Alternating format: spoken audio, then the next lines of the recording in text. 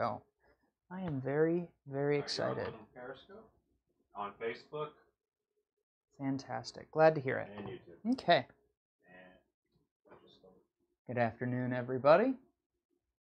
I'm Dan with Dancakes, and I am here to do something I'm very excited about. This is the first ever live episode of the Joy of Pancakes. Now, for those of you that don't know, the Joy of Pancakes is a series that we've been trying the last few weeks on Dancakes. Every Saturday morning, we post this video of me making a beautiful pancake art design, and in the last week or two, we all got together and sat down and talked about, effort to reward and all these things, and we decided that maybe it would be worth our time to try and do live filmings of the Joy of Pancakes. So this is the very first Joy of Pancakes live. I hope that you'll bear with us if there's any technical glitches. This is definitely going to be we're going to figure it out as we go by the seat of our pants thing, but the core concept for this show is simple enough that we ought to be able to just go ahead and do it. I see some folks dropping in on the chat. We've got Aliens Are Cool on YouTube, says hello. Becca Roberts on Facebook. Good to see you, Becca. It's always a pleasure. Bon Désert Rusco on YouTube. Hello. Thanks for dropping some comments. I am going to go ahead and sit down here at my griddle.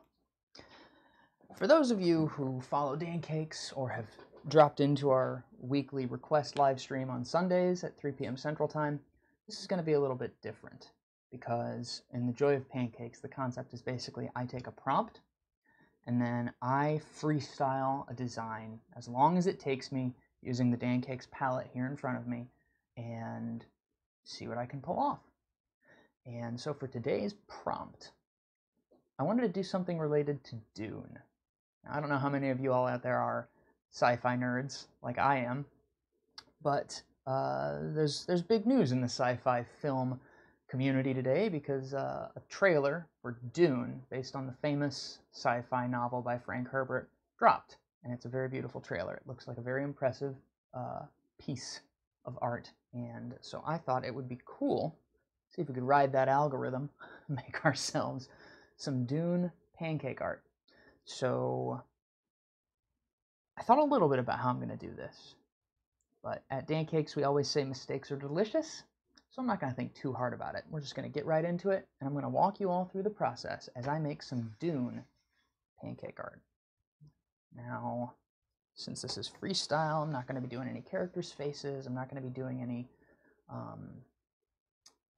anything that I would have to pull from memory completely. But you know what I think I could get away with? I'm thinking a sandworm. If you don't know Dune, a major part of the world building in Dune is that there are these gigantic worms in this desert planet. Huge. They dwarf human beings. And they travel around under the sand and they secrete this stuff called spice. And for whatever reason, spice lets people see through time and space. And so the pilots, the spacefarers, all the industrial captains and all that stuff, the emperor and everybody wants the spice because the spice makes it possible for people to travel through time and space without accidentally miscalculating your location and exploding. So it becomes this very valuable resource and everybody's always fighting over it. And it all comes from this one desert planet called Arrakis, also referred to as Dune. And so the whole setting of Dune is they make big use of these gigantic sandworm entities just as a major world building element. So I want to see if I can freestyle one. I've seen a couple of different interpretations of sandworms over the years. And you'll see that what I'm doing here, for those of you that have never seen pancake art or don't really necessarily know what's going through my head, I am kind of just sketching with black pancake batter. There's a technique I'm using right now that really helps me get fine lines called squeeze control. And what squeeze control is I squeeze a little bit of air out of my batter pen or my squeeze bottle before I turn it over. And that suction gives me more control over when lines start and stop. So, now I know I'm doing black lines on a black griddle, so it's a little bit hard to see what's going on. But trust me, once I switch to my other colors, you'll really start to see the coloring book that I'm doing here. I've kind of outlined this worm's head. Before I move on, what I want to do, one of the things I don't want to do is let my pancakes get to be too big, because then they're going to be a lot harder to flip. It's going to be kind of a pain in the butt. So what I'm going to do instead is I'm going to actually take this moment, put a couple dots down. There we go. And what I'm basically going to do is I'm going to outline a pancake shape. I want to make it a little bigger than that. Just like a round sort of a canvas, and it's a border so that I don't make the pancake any bigger than that. I don't get carried away. And you can see as I do this that I'm kind of going back and forth. I'm being very sketchy, as it were. Because it's not really important that I make my line work perfect. It's not really important that I am a perfect artist. That's why we say mistakes are delicious. Perfection is a false ideal. Break the rules. Do whatever you want. For me, I don't need these lines to be super clear and straight here. I'm just portioning off an edge, and in fact, I've actually found that being a little bit more sketchy can kind of make it look neat, you know? Like a little bit less controlled, a little more artistic. Okay. So I've got the sandworm's head. I need to draw the rest of its body. And I also really want to have some people in the scene. Like, here's what I'll do. We're going to have 2 people. I'm not going to have a lot of space to give these folks details. But the story of Dune follows Paul Atreides and his mother, Jessica, as they flee into the desert to escape the betrayal of the Harkonnens. So, put 2 little figures there, just generally human-shaped. And we are going to put them on a cliff edge. Just do a little sketch here. Yeah. And you see how I kind of do those back and forth zigzags. When you're looking at things from a perspective, you gotta try and keep in mind how lines will fall. I'm not sure if you'll be able to see it from yet until I start coloring it in, but right here, some pebbles, and we'll complete the illusion that this is a little cliff, a rocky cliff. That's the thing about the sandworms, is they travel through the sand, so can't really get through on the rocks. But now I have the chance to add some actual dunes far in the distance. You gotta remember, these sandworms are massive. I'm talking skyscraper sized. A lot bigger than another clip over here. A lot bigger than you think when you think of a worm.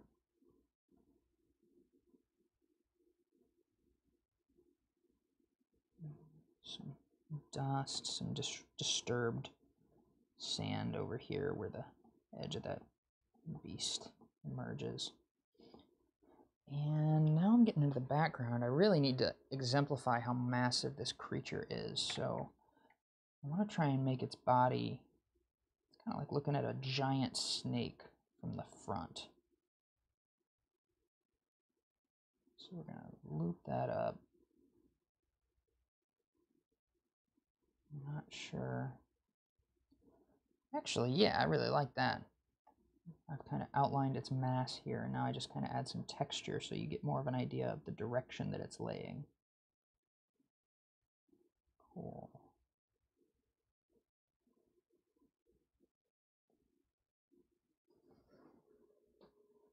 Is anybody else excited about the Dune movie? Anybody else check that trailer?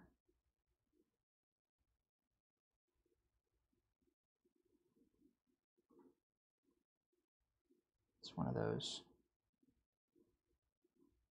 seminal sci-fi books. Let me see.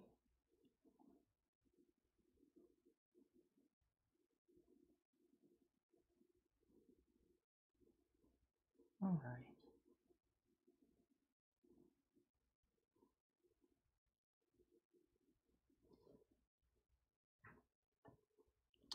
So, I've done my outlines for the most part.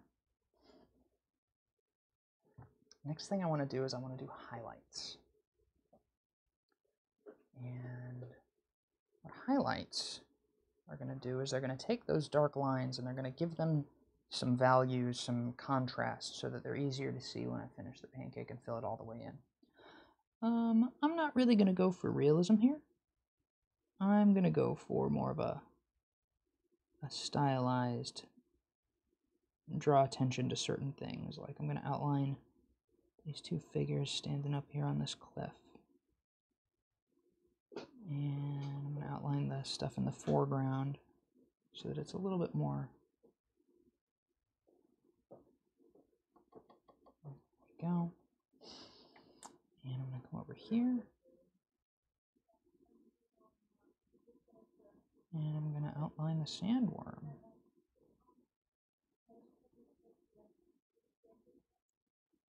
There we go.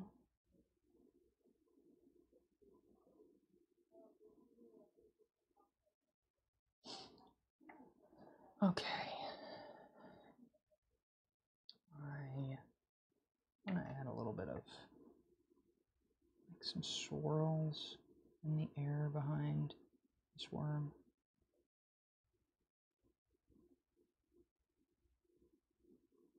There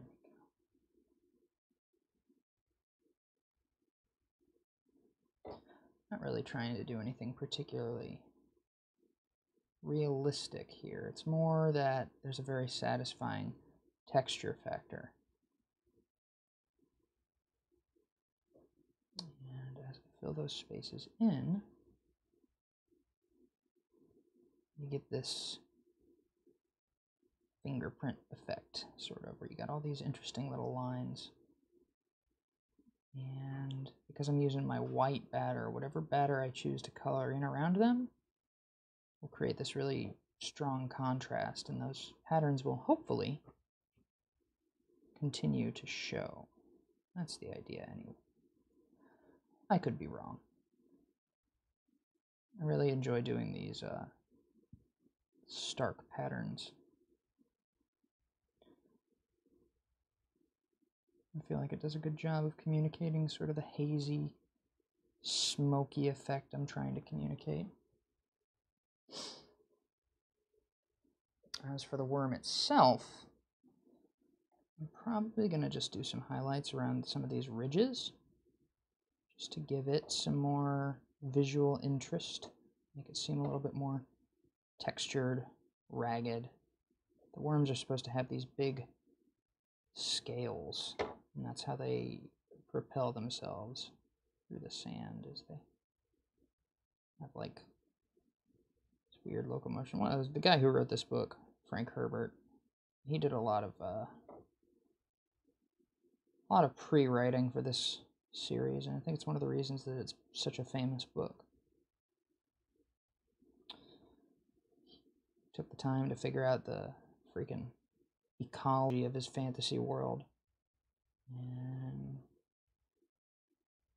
makes for a more immersive, I guess is the word I would use, a more immersive storytelling experience. So we'll see how the movie turns out, but right now I'm just going to focus on doing these texture lines, highlight lines on the worm body over here. And I think I might, I'm not really sure if you could consider the worms to have teeth, or if it's just some kind of a bizarre, monstrous filter mouth. But we're going to go ahead and highlight it as if these are teeth. We'll see how it ends up looking. Hi, Alexis. It's really nice that you could drop into the chat. I am doing wonderful, and I am making some pancake art for my friends to watch.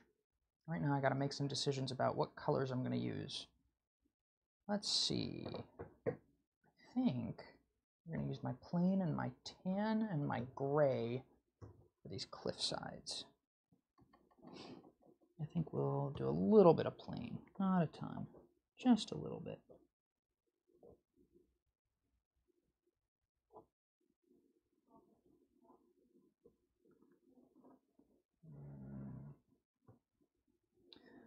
And we'll do a little bit of gray on the edges here. So one of the things that I like to talk to folks about when I do these Joy of Pancakes episodes, I'm going to use a little bit of white, give it a little bit more rocky texture up here. But one of the things I like to emphasize when I do this stuff is I like to emphasize the way that you as an artist have a little bit of freedom, flexibility with regards to the colors you choose to fill things in with.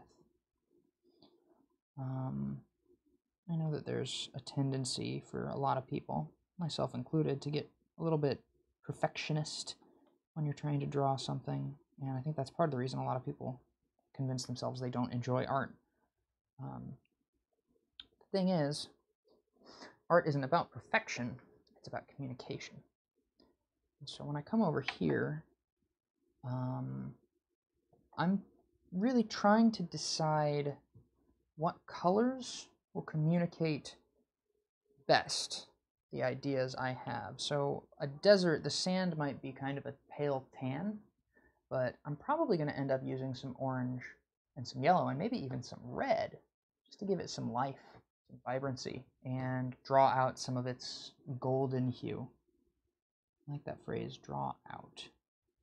It's one that I like to use a lot. I've learned that art is a lot more about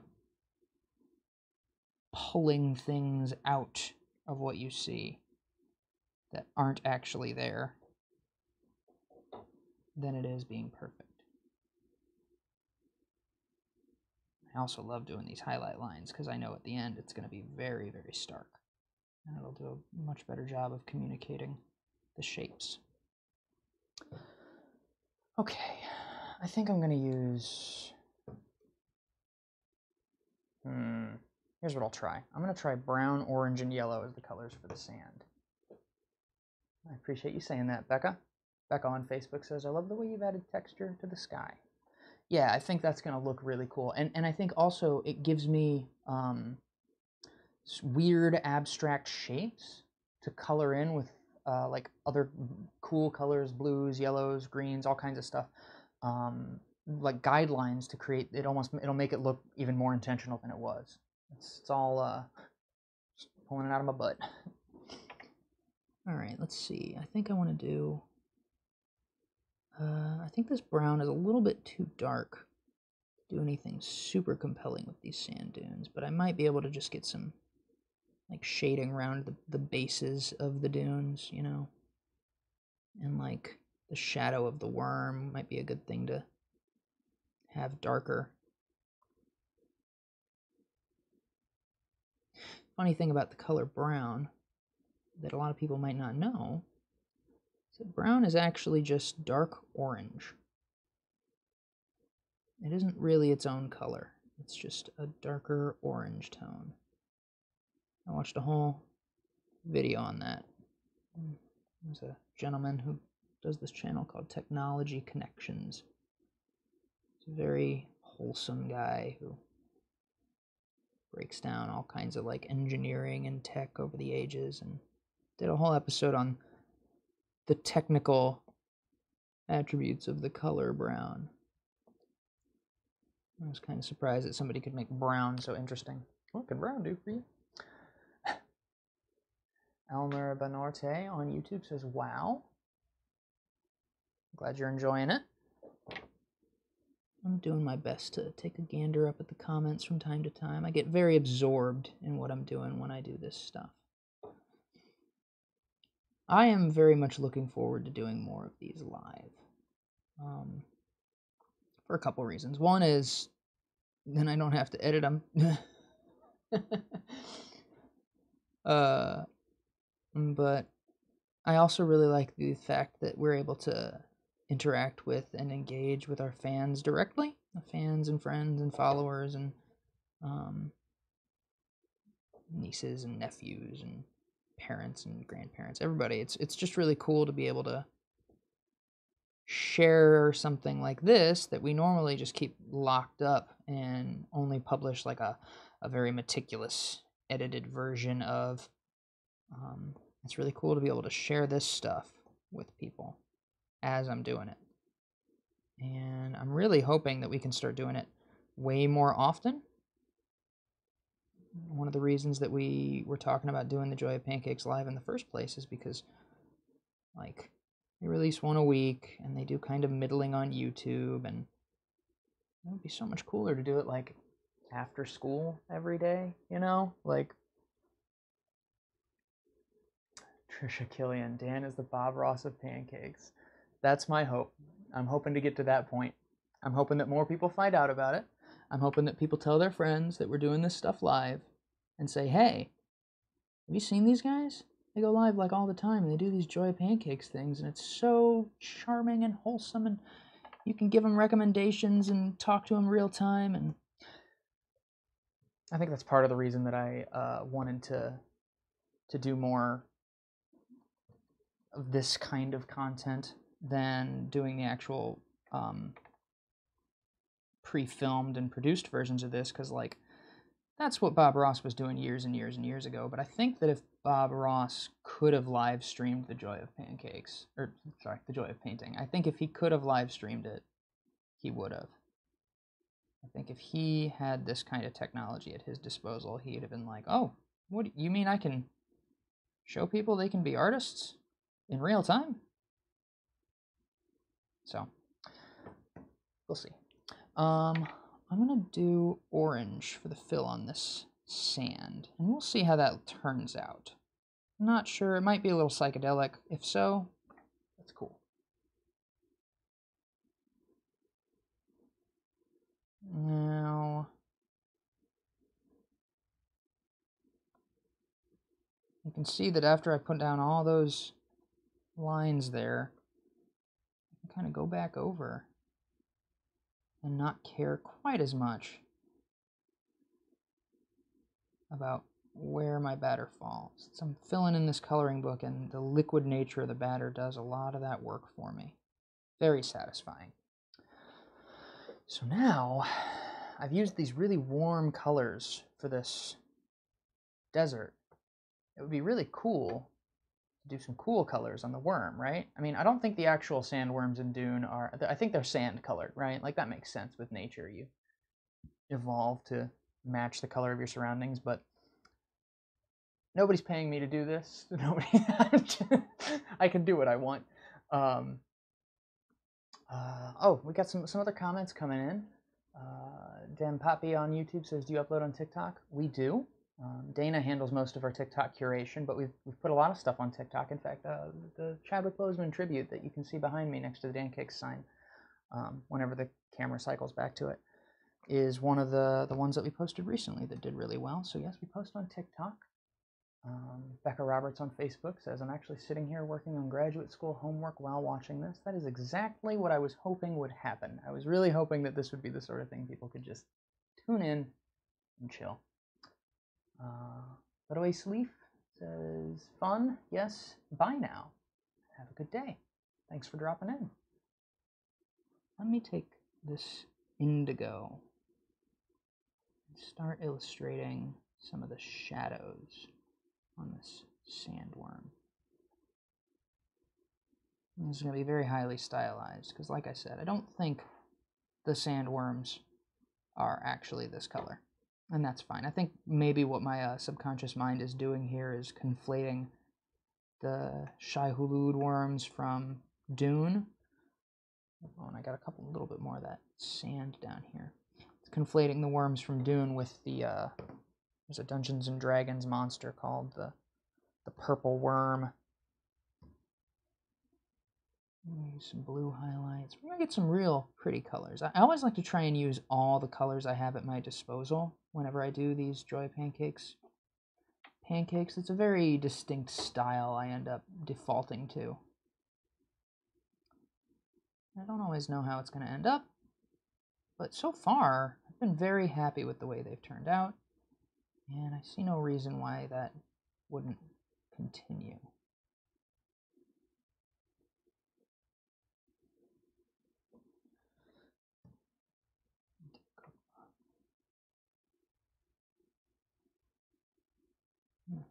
See if I can.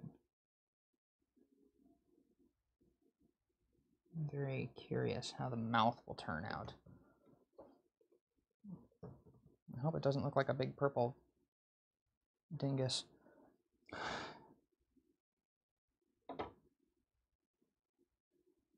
I am a child.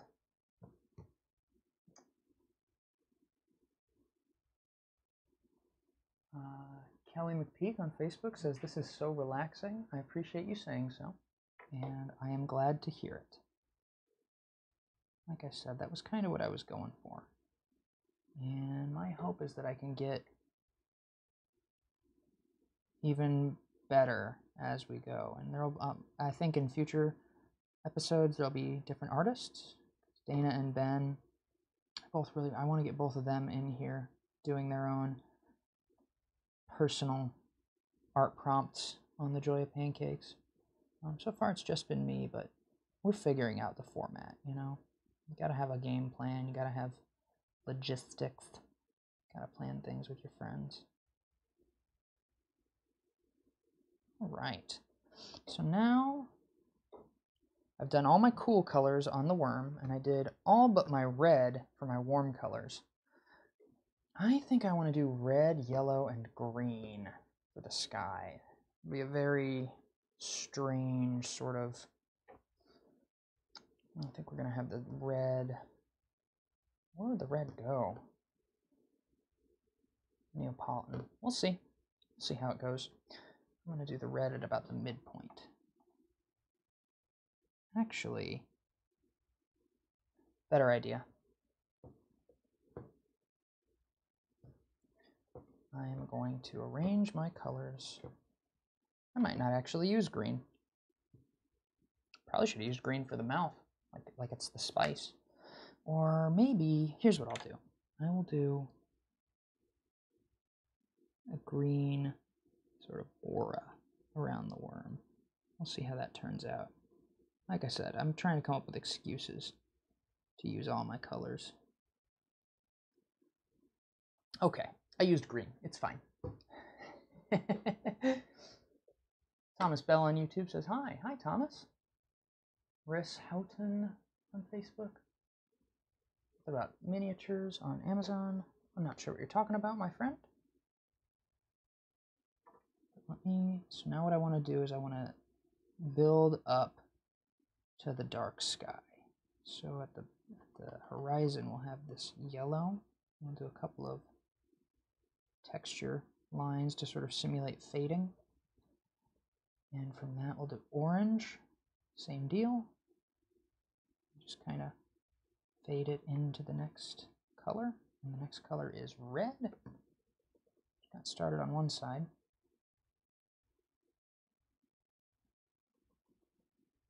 I always love having excuses to use all the colors, and any excuse I can have to do a gradient like this. I just love the way it turns out. Do purple. It's sort of like a strange alien sunset, you know? I've got indigo.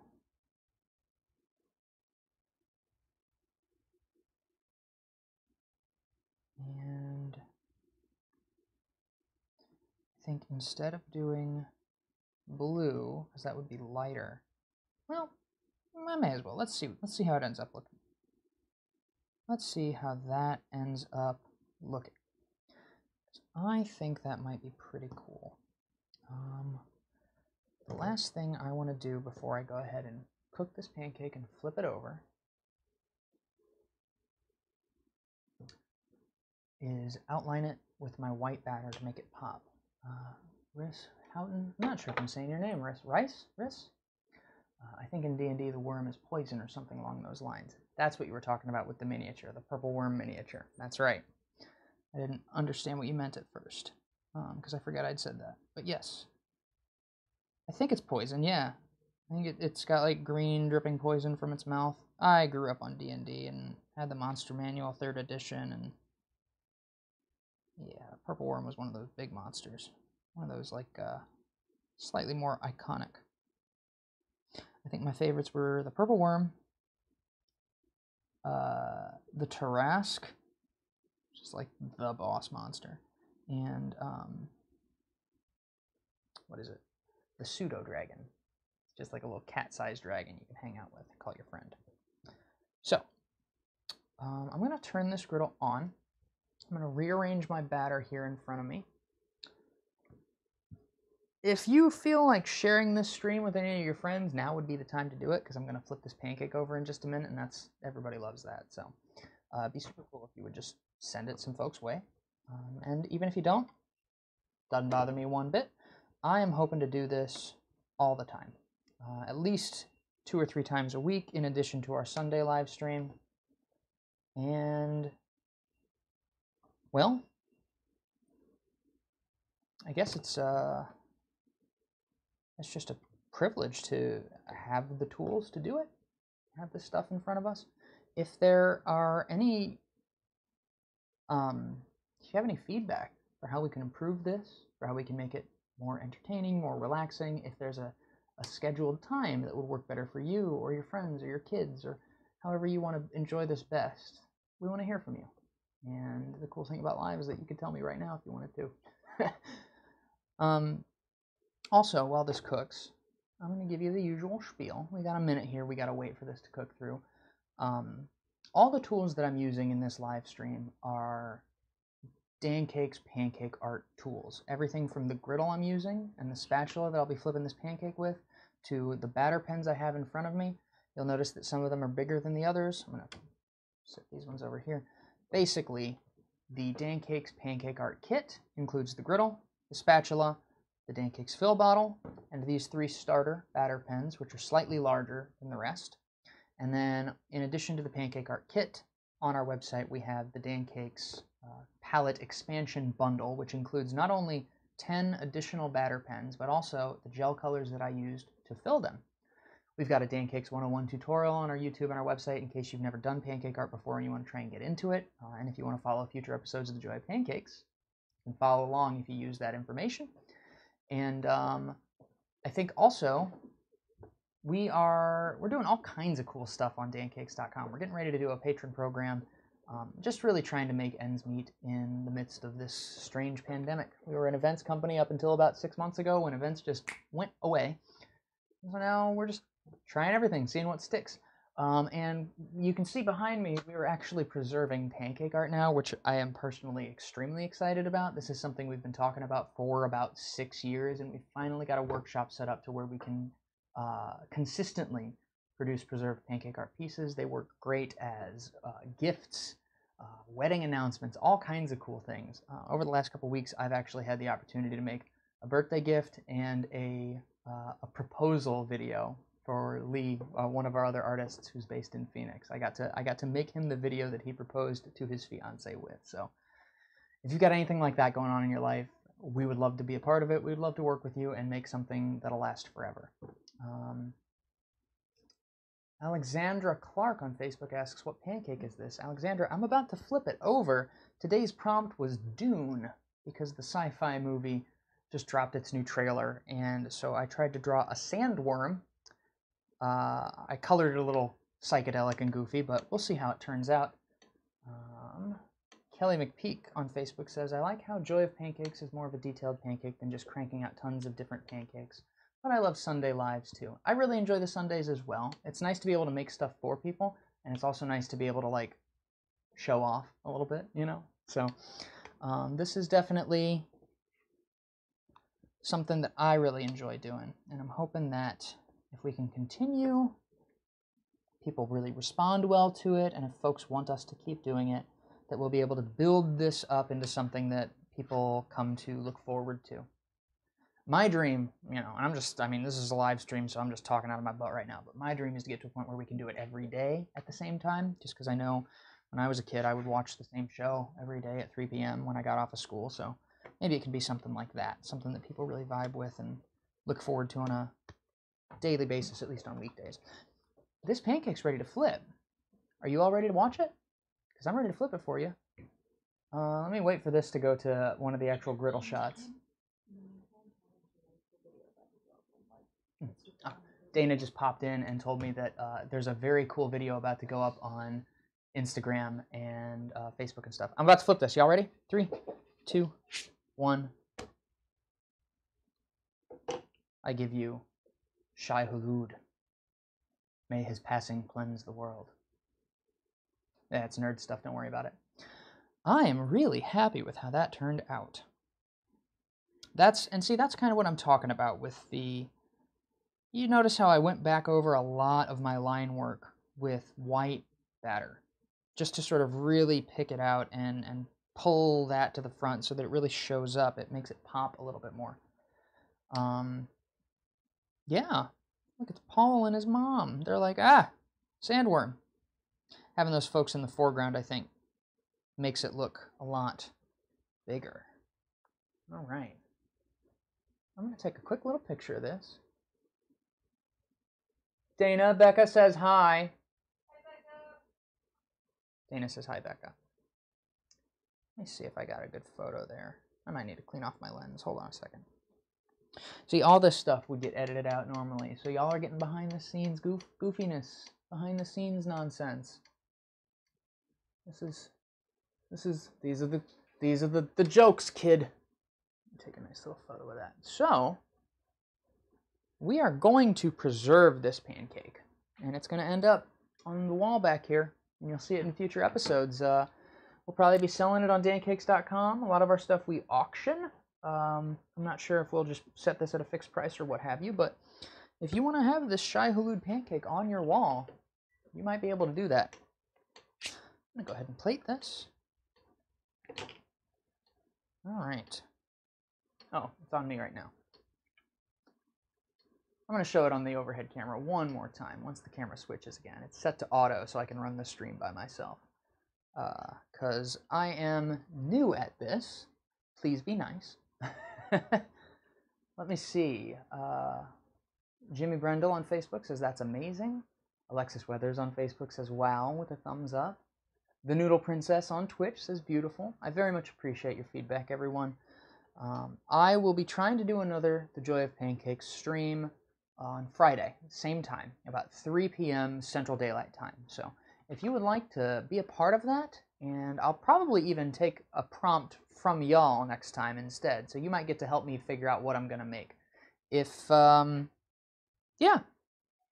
any other feedback that you would like for me to take into consideration just so I can make this as good as I can, make it a regular series, then it would be amazing to me if you'd leave that in the comments.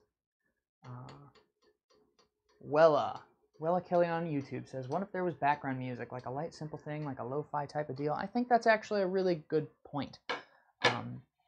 One of the things that one of the things that you're always learning as an artist, as a creator, is like how to do an homage to something versus a carbon copy of something. And I think when I started the Joy of Pancakes, I was kind of in the headspace that it needed to be as close to the joy of painting as possible for it to be good. But really, it's its own thing. It's its own thing entirely. And so I don't need to be silent.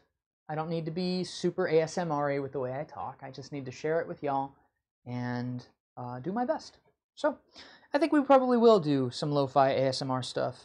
Well, lo-fi hip-hop ASMR. I'm crossing the streams right now. But otherwise, thanks for watching The Joy of Pancakes. You can catch me again here on Friday at 3 p.m. Central Time. And I hope to see you there. I'm going to go ahead and stop this stream now. Oh, right. And don't forget, Dana just stuck her head in the studio to tell me that she's about to post, unless she already did post. She probably didn't post because I'm live right now. But anyway, she's about to post a really cool video to our Facebook, Instagram, social media channels. So please keep your eye out for that. And I will see you all on the flip side. I should get a shirt that says that. All right. Well, hold on a second. Hold on a second. Hold on a second. Hold on a second. Hold on a second. We're doing this live, right?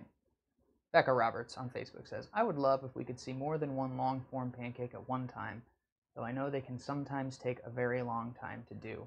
Heart. It's a very good point. One of the things that I wanted to do when I started this was just a simple, easy to commit to half an hour broadcast. But also, I do have a bunch of pancake batter in front of me. So,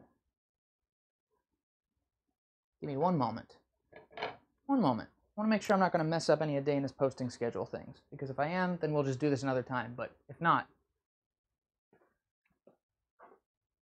Hey, Dana. How do you feel about me?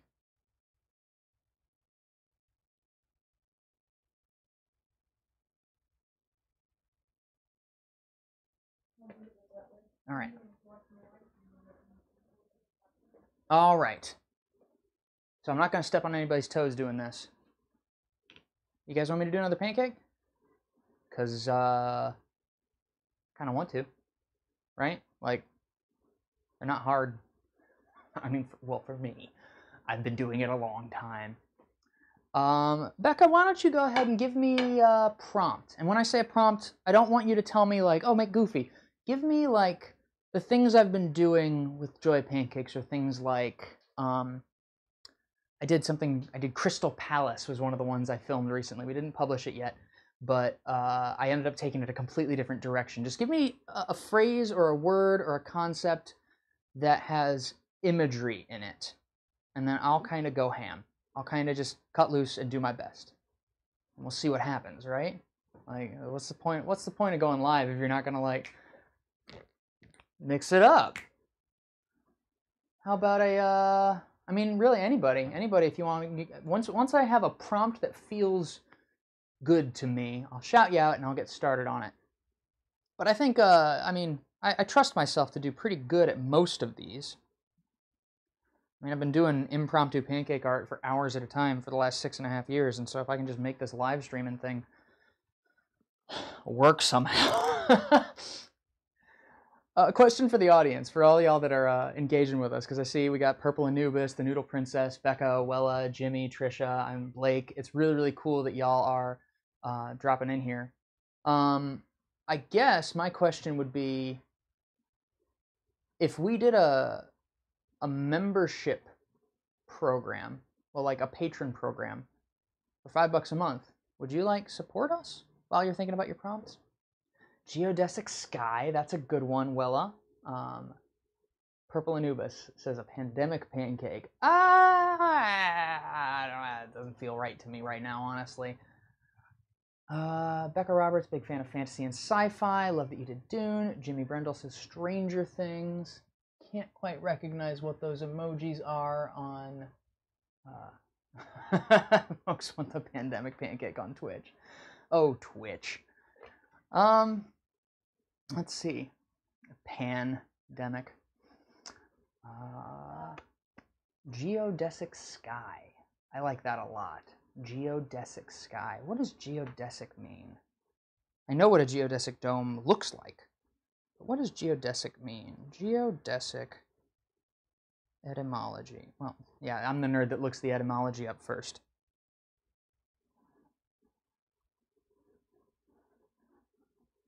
What is geodesic? I should have just gone definition. I'm such a pedantic nerd.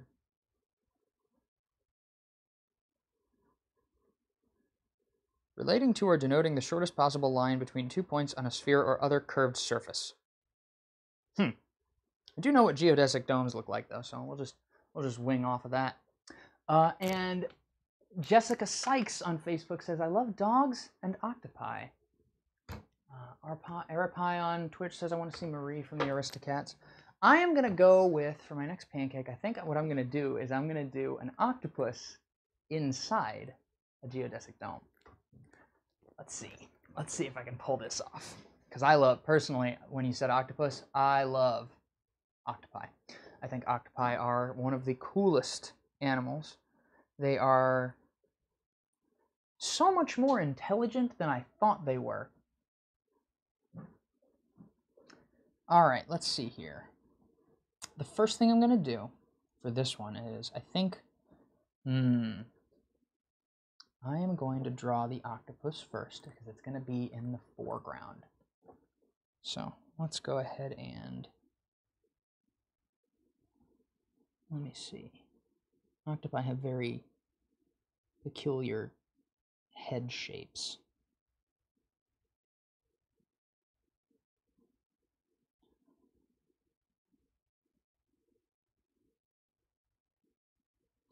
And they also usually have these very striking sort of spotted patterns on them and very like peculiar irises. They're beautiful creatures.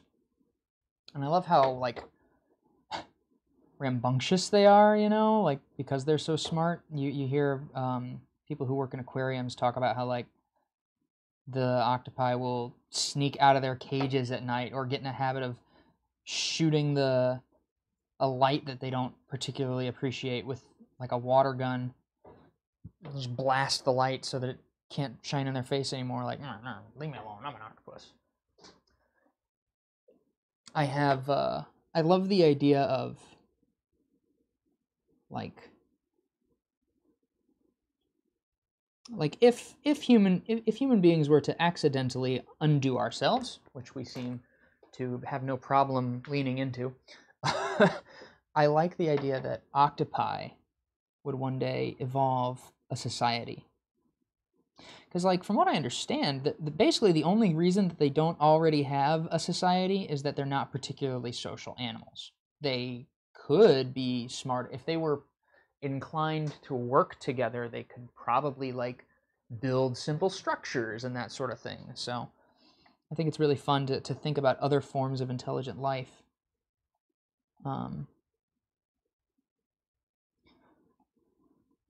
And the potential that it might one day just evolve.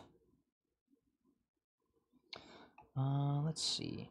Drawing their tentacles from I think one of the things that makes an illustration cool is when you use good perspective. And octopi can be a little bit tedious when it comes to perspective because their tentacles just kind of bow back and forth in front of one another. Purple Anubis on Twitch asks a very good question with regards to business stuff. Dancakes, we've been talking about doing a patron style program. I don't know if it'll actually be a Patreon, but it will be a monthly subscription service through our website. And you would get things like, the big one is you would get free access to private live streams that we do. Like we want to do digital classes for pancake art where it's like one-on-one. I'll walk you through the process, ask me questions as we go. Access to archives of like our Mistakes Are Delicious podcast and things like that. You would get a 5% discount on everything in our store. So we're really trying to get more people to try pancake art, like for fun. And so, you know, actually giving people cheaper access to the tools, you know, the 5% discount alone would sort of pay for itself. after... Wait a minute, my brain's not working. I need to focus on this tentacle. I think that's... Yeah, okay, that's good. It's that tedium I was talking about. But right, like really, there's a list of things we want to put together and start really marketing the patron program once we actually have it rolled out formally. My goal with it is to make it like so much value it's hard to say no to, because it's more important to me that we can survive doing this for a living than it is that we make a ton of money. Like, I would really just like enough to, like, you know, if you have a solid base of patrons that are paying you $5 a month, you get, like, if we can get 2,000 people, we've got over 1 million followers across our social media platforms. If we can get 2,000 of them to give us $5 a month, then, like, we can just do this forever. And so like things like this are things that we would wrap into it somehow. Private member live streams or members only tapings of certain pieces of content we do. Letting people participate in the where's my words? Letting people participate in the like podcast style sweepstakes, you know, like we do a lot of board games on our podcast, and that's the sort of thing that it's really easy to like play for somebody else, you know, like, oh, today, like wait, don't tell me on NPR and stuff. Like, oh, today I'm gonna, if I win, then Steve Brule gets a bag of Fritos, or, well, you know, actually a Dancakes t-shirt or something like that, but, you know. Okay, I'm taking a long time on this octopus's tentacles. You better look cool, octopus. 1, 2, 3, 4, 5, 6. I don't have to draw all of them as long as I don't draw too many. You know? It's easy to say, oh, the other 2 are behind him, but it's not as easy to say, I don't know how to count. He has 14 tentacles. We'll say 1 tentacle will be like that, and 1 will be like that. Yeah, there we go. All right. Becca Roberts, I've always wanted to have an octopus, but I could never deal with the stress of trying to keep it contained. Houdini mollusk. Yes, correct. So, yeah. All right, there's an octopus. Now, this octopus is supposed to be in a geodesic dome.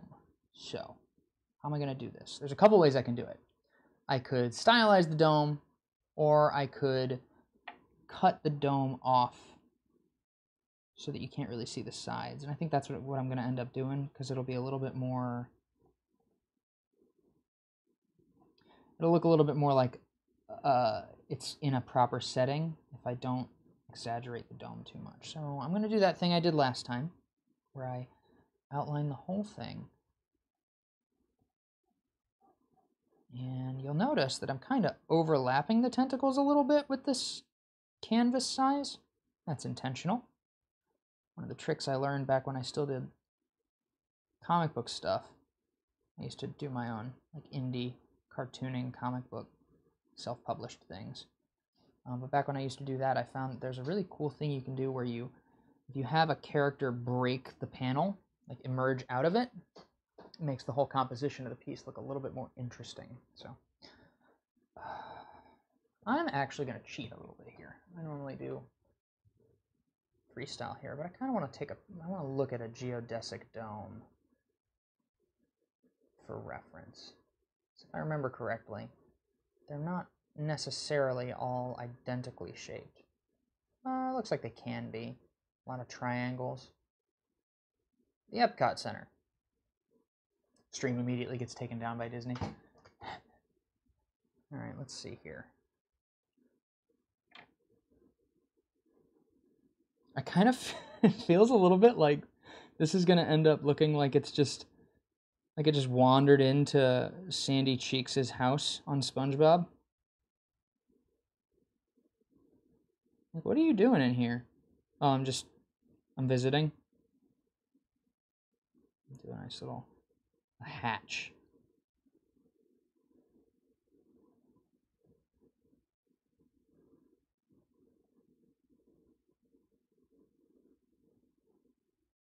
Interesting, yeah. A lot of bolts rivets, that's what they're called. I only know that because of the video game BioShock.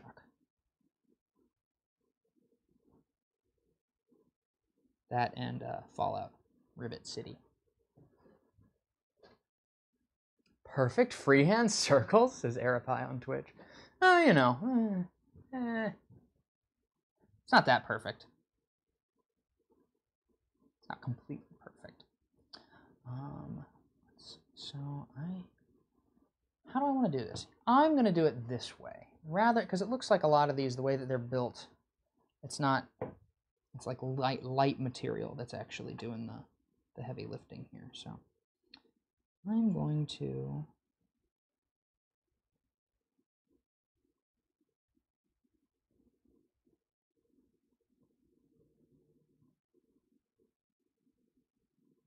be interesting to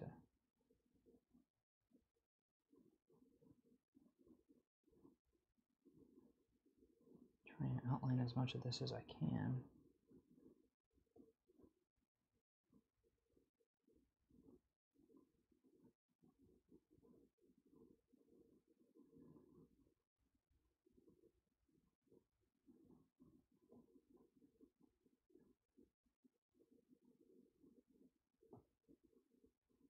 A lot of shapes.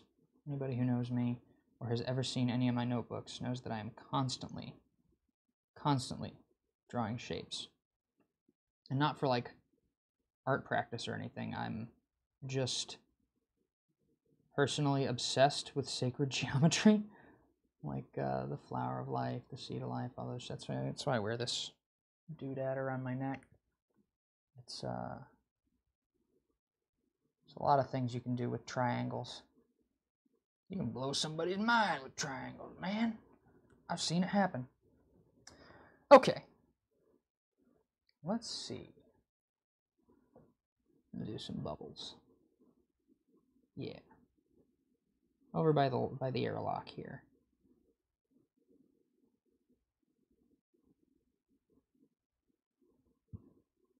Sort of irregular shapes.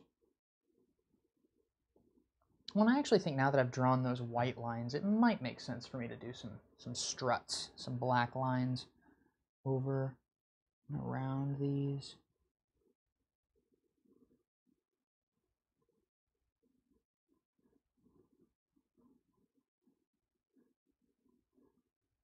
Not really sure how it's going to end up looking.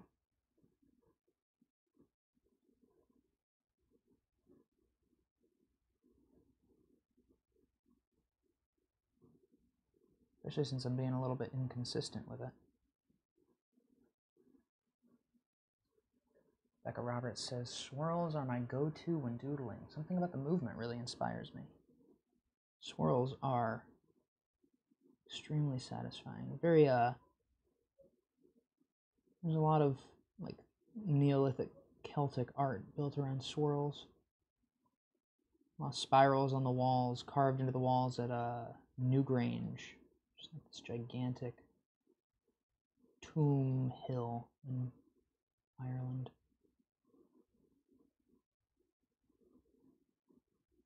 I'm super interested with all that, like, anything that's very, very, very old, like really, really, really old human art and stuff like that. There's something just super fascinating about it to me.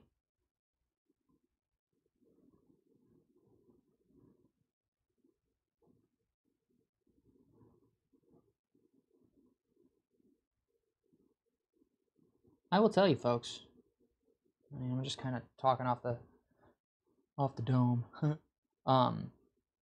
What I'm doing right now is probably some of the most fun I ever have doing pancake art, because this is so low pressure for me, because it's freehand or freestyle, you know, like it's not really, it's very hard for me to do this wrong, if that makes sense. Like, I'm just kind of doodling. I'm just kind of drawing and having a good time. And I think that even if we were to stream me doing like one of those really fancy portraits, like, you can do portraits wrong. You can definitely do portraits wrong. In fact, a lot of the times I make portraits wrong, and so it's less fun to share the drawing process with others because there's always that little perfectionist in the back of your mind that's like, yeah, I know our motto is mistakes are delicious, but also I can actually mess this up. Whereas here I feel a little bit safe, protected by experience, I guess. And it makes it really easy to just kind of cut loose and feel very happy. Very blissed out right now. Just hanging out with my buds on the internet. Becca Roberts says, my friends think I'm crazy when I look at certain pieces of art and cry. Impressionism speaks to me. Do you have a favorite impressionist painter, Becca? I mean, obviously, Monet is a big famous one, but Van Gogh was Impressionism, right?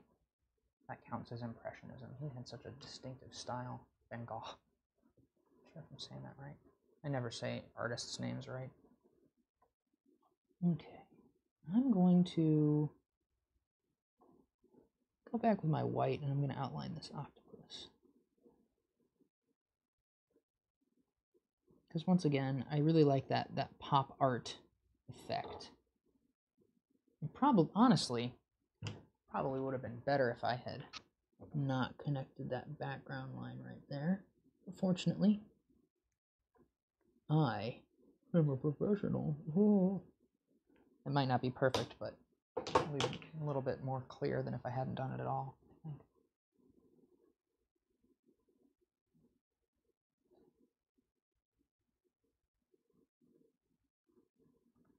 Hi, friend. What's up, Dana? Maybe okay. Yeah, hold on a second. Yeah, sorry.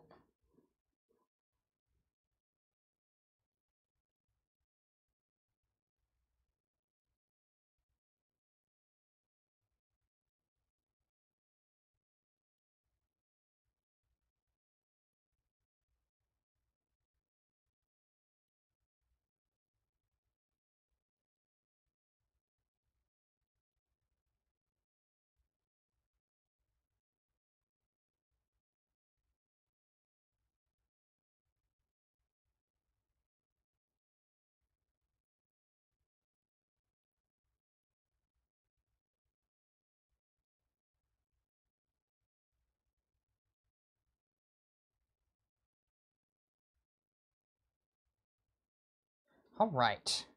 I've outlined the octopi. Michaelia, it's good to hear from you. Michaelia Elizabeth Cloud on Facebook says, oh, I love this. Let me... Cool. All right, I think I want to do a couple more of those weird stripes. Octopi are so fascinating, the way that they can just change their colors.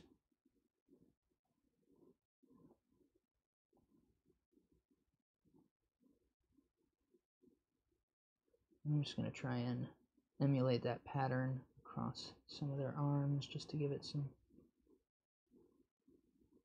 dynamism.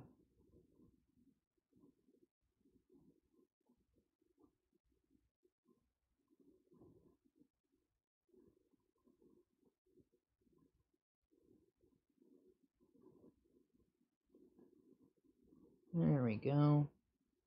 That's little tiger stripes. Handsome.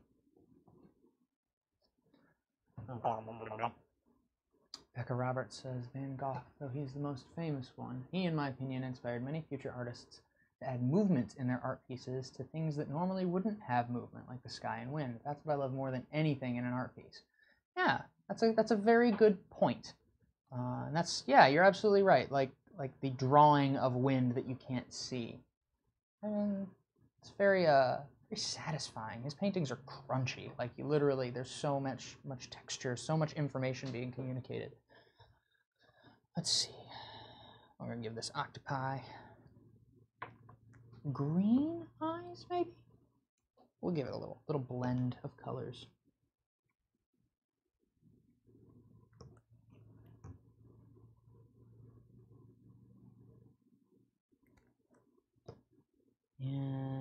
made the tiger joke, so I think I am going to go kind of a tiger color pattern here.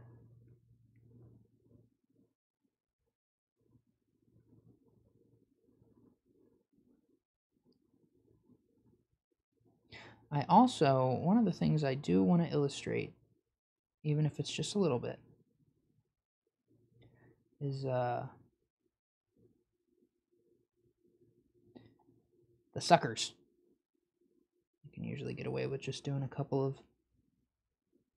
little dots there at the ends and the bottoms, the tentacles. From what I understand, octopi have very bizarre brain structures in that lots of what you can consider their brain stretches to their body. So like, it's like they have a decentralized nervous system. It's not the same as not having a nervous system. It's just decentralized. It's very strange. It's amazing how many different ways that the universe has thought to do the whole life thing.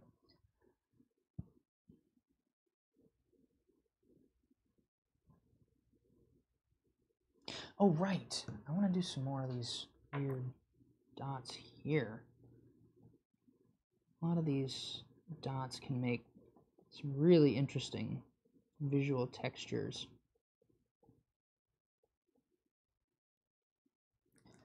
Because they do that weird, it's like the pigment pockets in their skin. It's so gorgeous.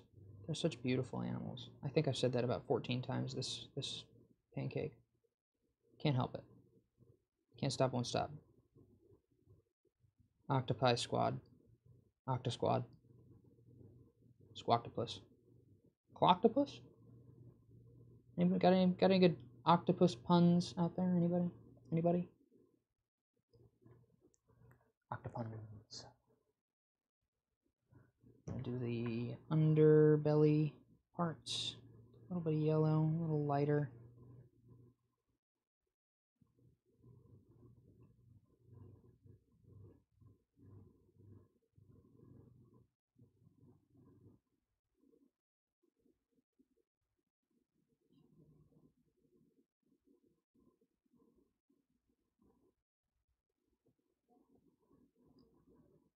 And I think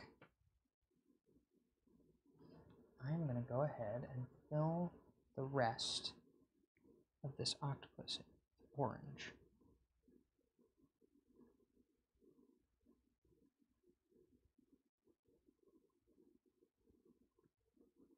I'm definitely going to make the ground in this geodesic dome grass, because I made that Sandy Cheeks SpongeBob reference, and I can't stop seeing it that way. This is now my headcanon that this is just an octopus that's hanging out with Sandy the squirrel. She's off camera preparing tea.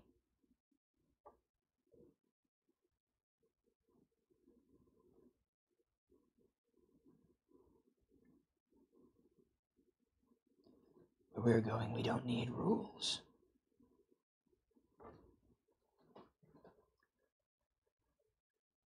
The Noodle Princess on Twitch says, why did the octopus beat the shark in a fight? The octopus was well armed. If I could zoom in with that camera, just real tight on my face. Becca Roberts, I love the texture you're adding. Thank you for saying so, Becca. Michaelia, you are one of my favorite people. Thanks for saying that. You are one of mine. I'm thinking as far as, right, let me do the grass first. I'm going to use a little bit of brown here just to sort of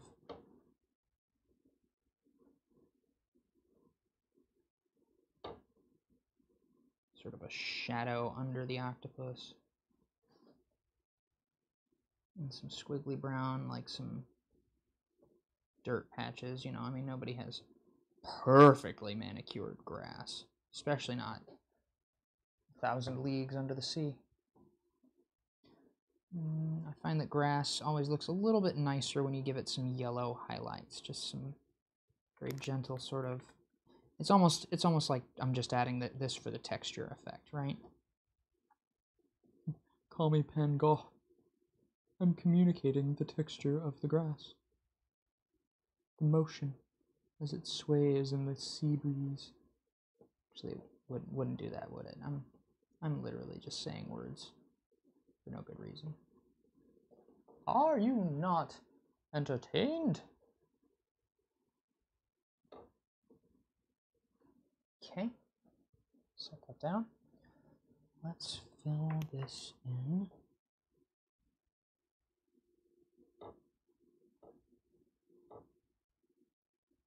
With green. Very good.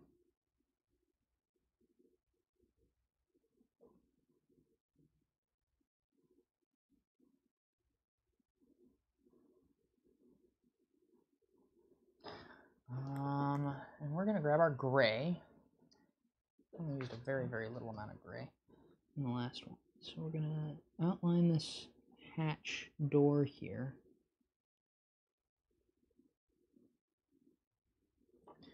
Give it a little bit of, I think, brown on the hatch, like it's made out of bronze or something. And then fill that in.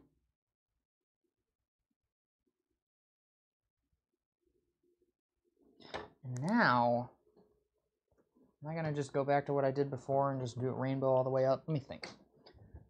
It would make sense for...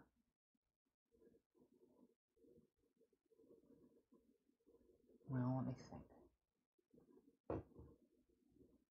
Blue, indigo, purple.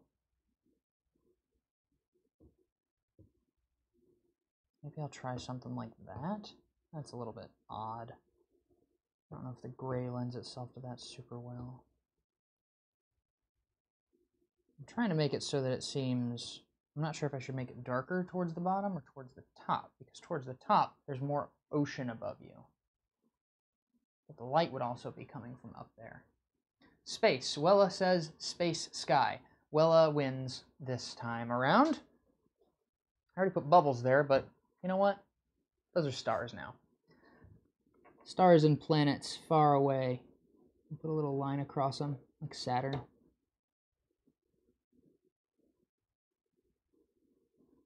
It's a good suggestion, Wella. I was sitting here trying to figure it out. This gives me a couple of great excuses to... It's an octopus in space. I mean, it was bad enough that it was an octopus under a geodesic dome at the bottom of the ocean in my head this whole time, but now this octopus is so far out of its element. Like, I feel like if it could talk, it would just be like, dude, I have no idea where I am. How did I get here? Who are you people? Either that, or this is a super intelligent, highly advanced octopus that is exactly in its home, that it built it with its own 2 hands. With its own 8 tentacles. Humble beginnings. Just a bunch of stars. I mean... It seems to me like the best way for me to go about this... Well, it says, nah, that baby's about to colonize Earth. Like, this is the OG octopus. This is pre-human octopus coming to the planet.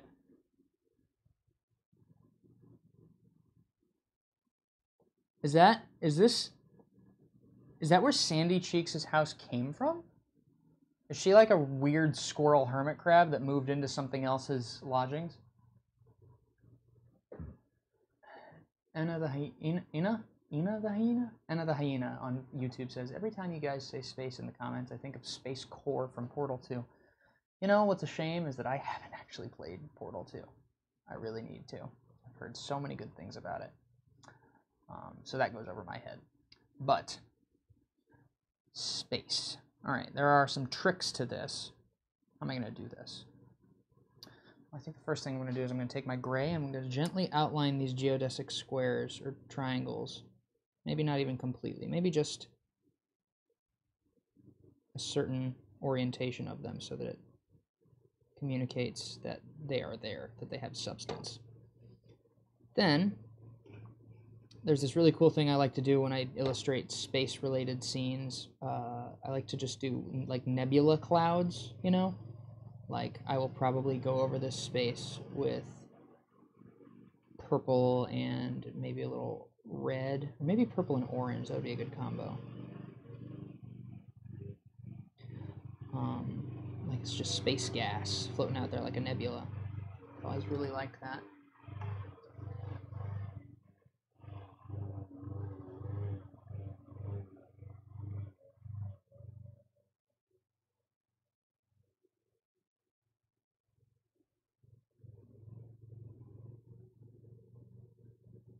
It's really cool having folks hanging out with me, checking this stuff out, keeping me company, giving me suggestions.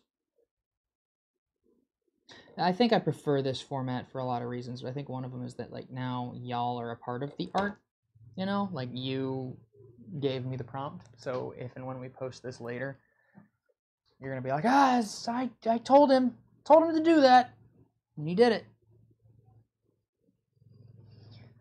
Let's see.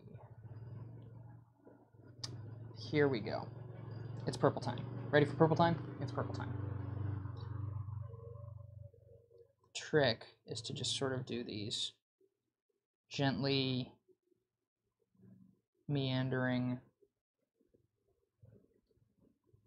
lines that sort of stick together. They seem to sort of agree somehow, and yet there's a sort of a chaos to it as well. Because then you just do a little bit of that, and I think I might use just a little tiny bit of blue. Just a little bit of blue. Just the tiniest little touch.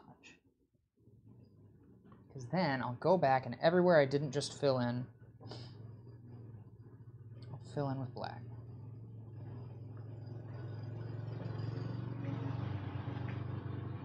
Octopus in spaceship.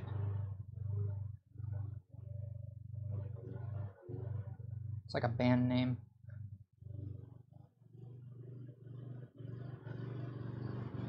You've heard of They Might Be Giants, but have you heard of an octopus in a spaceship?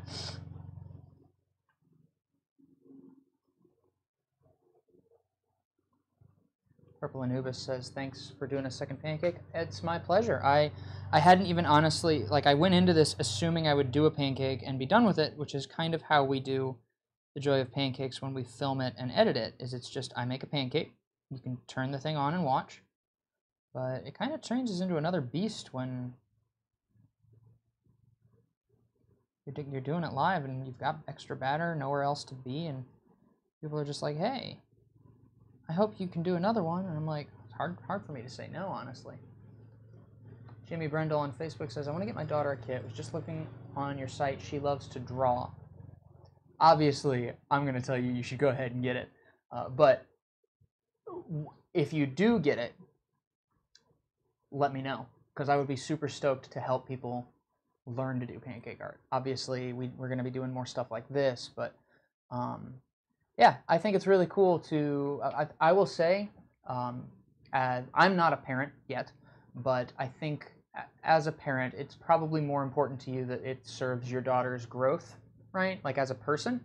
And I think pancake art is really unique in that you can eat the mistakes. So I know that there's been a lot of people, like teenagers and kids that have gone to teach pancake art over the years who have, like, at a certain point, people just learn to be ashamed of failure. And my hope is that just because the medium of pancake art is such that you can eat all your mistakes, you can assuage some of that. I think being empowered to make mistakes is a big part of growing into a whole, successful, self-fulfilled person. Becca on Facebook says, I really appreciate you doing a longer form video. These are my favorite live streams. I appreciate you saying something before I signed off. I was literally about to press the sign off button, and then you were like, I wish this was longer. And I'm like, yeah, all right, let's do it longer. Anna the Hyena on YouTube says, I can't believe there's only 9 people watching right now. From where I'm sitting, because we're using Restream, and so that I will say that might be part of the reason that each individual platform throttles our total a little bit. I'm not sure if it screws with the algorithm. All these social media companies are constantly messing with our bread and butter, so it's like hard to like them these days, but there's nothing else you can use. I think that there will be more over time. More people will watch us over time if we commit to doing it on a consistent basis. That's what I'm hoping anyway, right? Like I think part of the reason that we're doing these more often and doing them live is just because the live videos we do are the ones that we get the most actual meaningful engagement from people that are interested in what we do. And so it's more emotionally rewarding, and it does better on our pages as content, but not all the platforms are built the same. And so I guess the only thing we could really do to beat that is just connect with enough people that they want us to succeed. Like, I feel like one of the only ways you can really get around the way the algorithm determines who does and doesn't follow you and find your stuff is to do something consistent so people who are into it know when it's going to be all the time. Because that way they don't have to naturally see it in their feed. That you don't have to rely on math to just work out in your favor so people can see your content. You can actually just say, hey, if you like this, come hang out with me again Friday at 3 p.m. because that's the next time we're going to be doing it.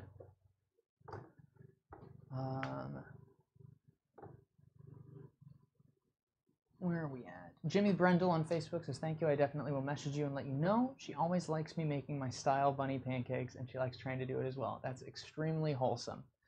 I hope that you can find something on the Dancakes website that'll serve you. And even if you don't get the whole pancake art kit, just getting the palette expansion bundle gives you the gel colors and these 10 bottles. So if you have a pan, you can use that to do what I'm doing here, essentially. I mean, the griddle is really nice. It's got an even heating element. It is a good griddle, especially made for pancake art, but it is by no means a requirement to do this kind of stuff. So, yeah, I hope that you can check it out. Your Papi Guerrero on YouTube says, I'm tired of life, bruh. Man, I wish I was qualified to help with that. I'm just trying to make these pancakes. The world is definitely a bit of a mess. And that's why we escape into the griddle for a little bit. To sort of remember that we're here. It's now. Present moment's all we got. We're going to flip this octopus in a spaceship pancake. And we'll see how we did. All right. Y'all ready? 3, 2, 1.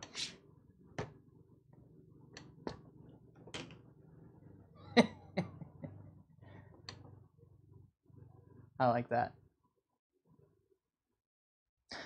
I have feedback for myself that I'll go ahead and be forthwith. I put all those gray lines in the corners of those geodesic squares in an attempt to sort of, I guess, give it some body. Looking at this now, I think if I did it again, I might have even not thickened those lines around the white lines as much. I think I might have made those a little bit finer so that we had a little bit more surface area to look out and see the stars with. It also seems like I might have cooked it a little bit too hot because we lost a lot of the fidelity in the white batter down here. It definitely singed it to more of a golden color. But look at this beautiful octopus. I think the octopus turned out really well. I'm very happy with it. So let me see. What time is it? It's 4:25. Let me check. I might have time to do one more, but I may not. I need to make sure that Let me go ahead and plate this real quick. One moment, y'all. My plate's at the cabinet over here. And y'all can still hear me and stuff, right? Like my microphone battery didn't die or anything, yeah? Because I'm running. This is like one of the first times I've ever run a live stream almost entirely by myself. I had to sort of give myself a walkthrough on OBS and everything before I started this. So Let's see here. What do y'all think of that? I think that turned out really nicely. Love that.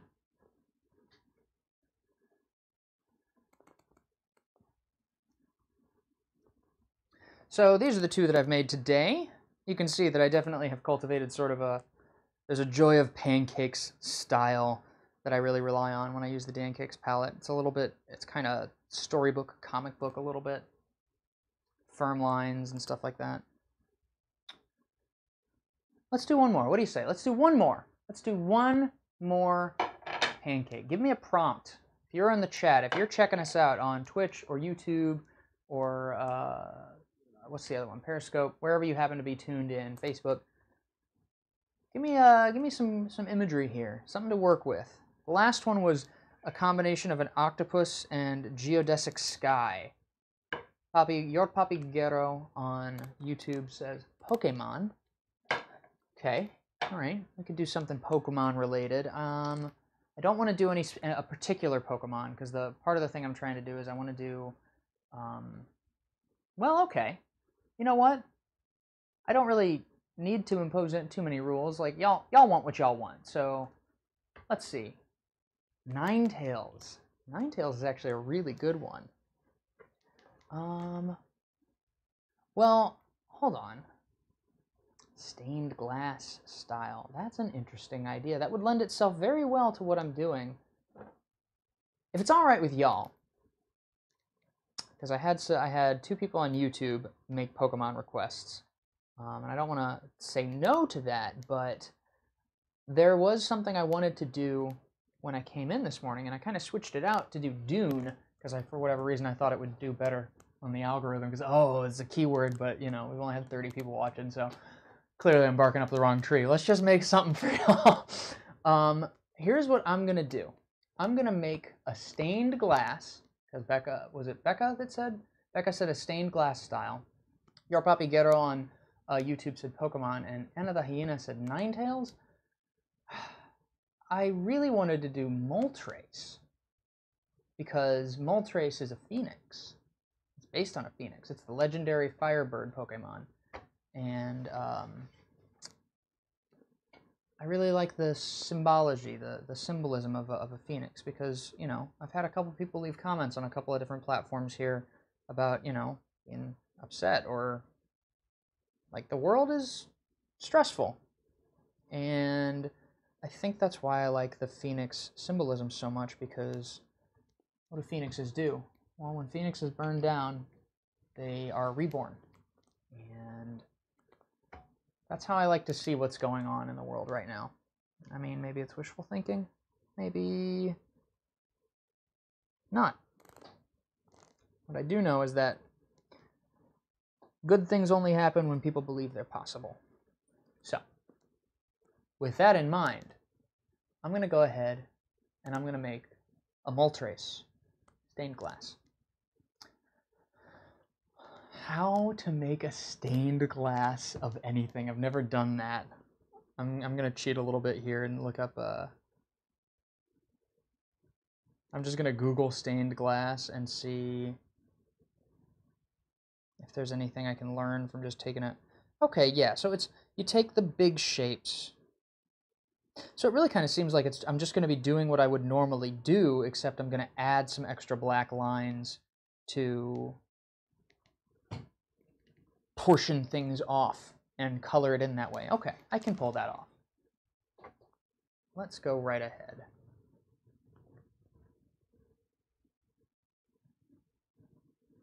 And I think stained glass is actually a really good style for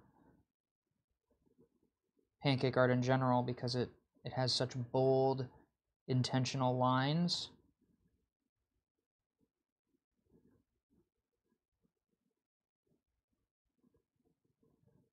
Pancake art doesn't make it, it's not super easy to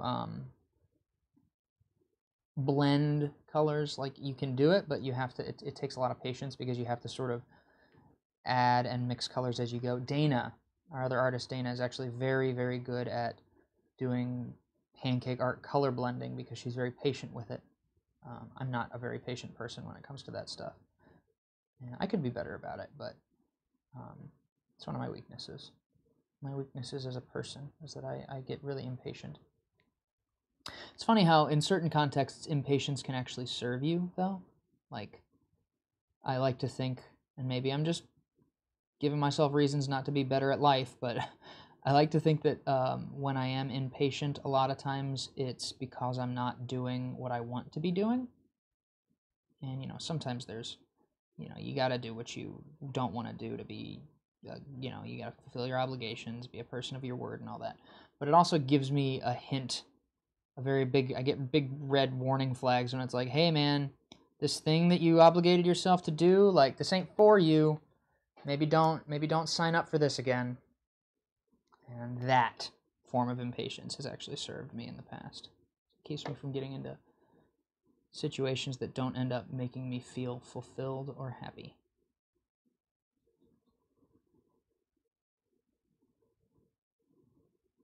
And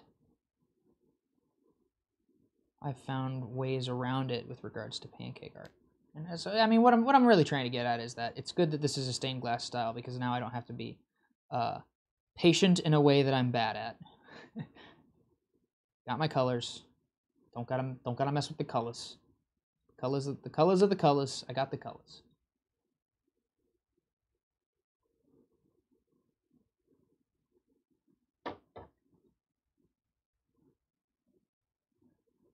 This is not a freestyle pancake.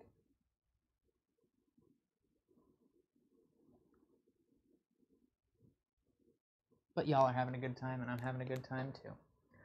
Jimmy Brendel on Facebook asks, will you post this to rewatch later? The cool thing about live streaming, and part of the reason that we're doing it this way at all, is that it automatically posts afterwards. You're going to be able to share this video. Like, it's from the perspective of a content creator, like, I've been spending 40, 50, 60 hours in the studio for the last 8, 9, 10, 12 weeks trying to make these gorgeous videos, and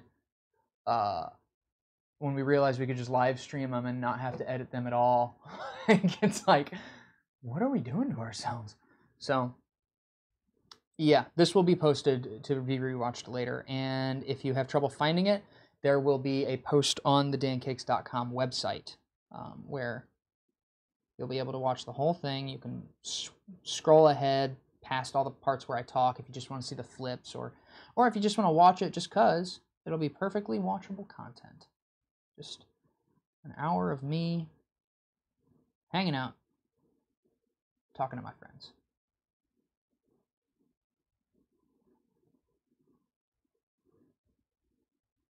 Bird legs.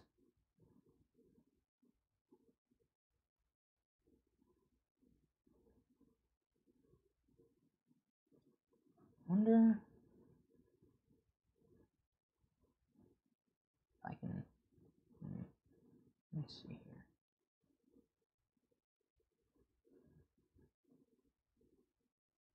Yeah, now would be a good time for me to have just some super chill music on this. Next time we do this, I think we'll have some very relaxing music in the background.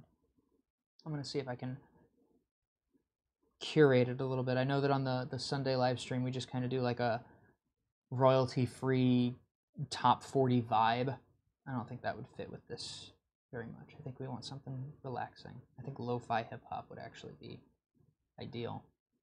That's what my wife and I generally listen to when nobody else is around. We just kind of turn on lo-fi hip-hop and hang out. It's very nice. It is the muzak of my generation.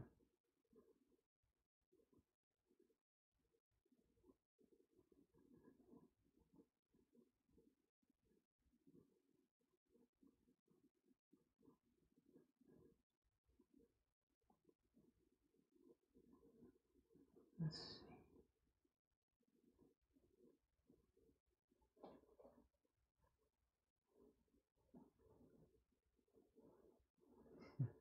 Michaelia on Facebook says, your thought process intrigues me almost as much as your art. I appreciate that. I think that one of the things that I'm good at is communicating. I'm not sure how much that has to do with genetics or the way my parents raised me or my mom's encouragement and yada yada yada, but like everything from the way I write to the way I talk when I'm just hanging out with folks, or if I have to like, because I mean, live streaming is weird because it's like this is kind of performing, but it's such an intimate thing where it's like I'm just hanging out with. I'm effectively it's a one-sided hangout session, so it's not entirely like performing. Like I want to be mindful of the fact that if I don't say anything, no words are being said, but also like I've always tried to just be a genuine, authentic person in my writing and my interactions anyway, so just saying what's on my mind becomes it's like breathing to me. I think I just got a phone call from my wife. She's actually going to be picking me up from work today, so I declined it because I'm going to draw this mole trace real quick. But she might be outside, so bear with me. I won't rush this because I want it to be good. I want it to be beautiful. One of the cool things that I'm really excited about is, all these preserved pancakes behind me is that, like, we've got it to a point where, like, I can preserve these pancakes pretty easily. And even if I don't necessarily mix a billion colors for them, I think they're still cool, right? Like, they're still valuable, and it's cool how they're, like, kind of a moment in time, Like, even if I could do this mole trace 10,000 times better if I just mixed 400 colors for it and it alone, it's still cool to have this thing frozen that you can go and watch the stream again and watch it get made and watch as I talk while I make it and stuff. Art is weird.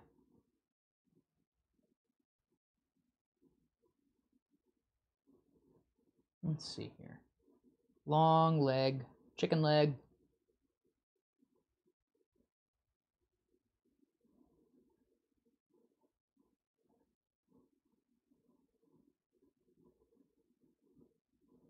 Once I do all these outlines, I'm going to go back over it, and we're going to go for that stained glass appeal.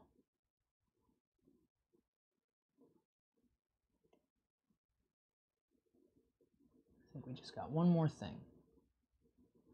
That fiery tail.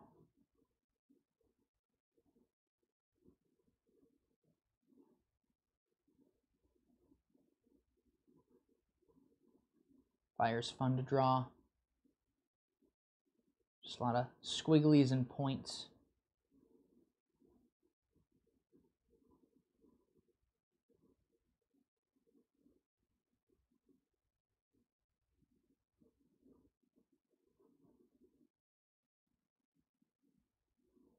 All right. Let's see here.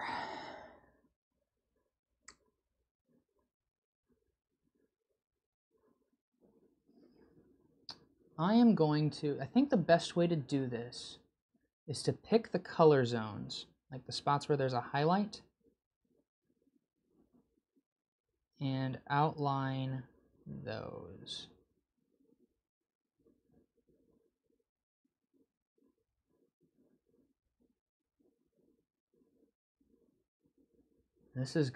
I've never done something like this. I've never like tried to take a simple design and do it in a stained glass look. It's going to be interesting.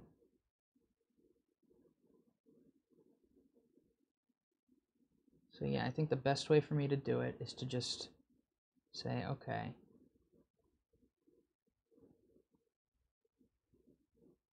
that's supposed to be all kind of a yellow spot. Well, then we'll do that. And that's a yellow spot. Well, we'll do that. Maybe we can connect them a little bit. Just sort of.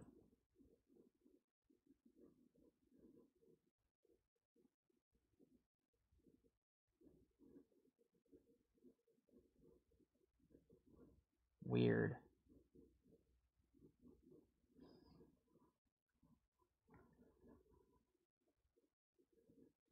And there'll be a little spot right there.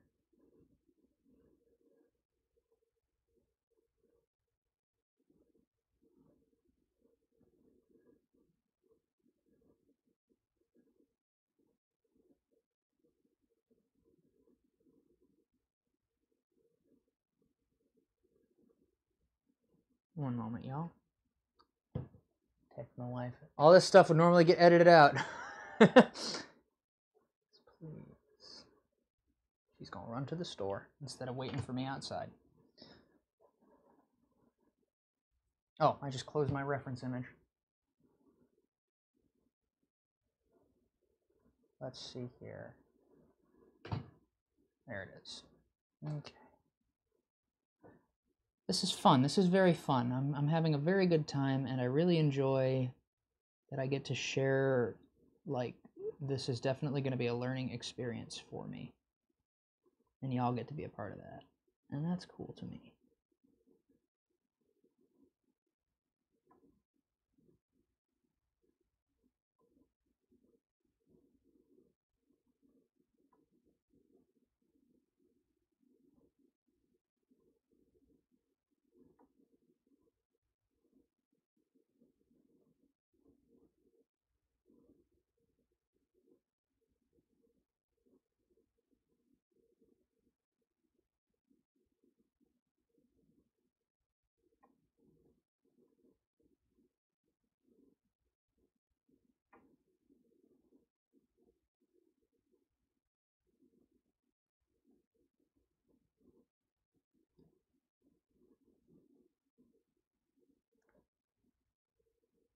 Jagged, very jagged.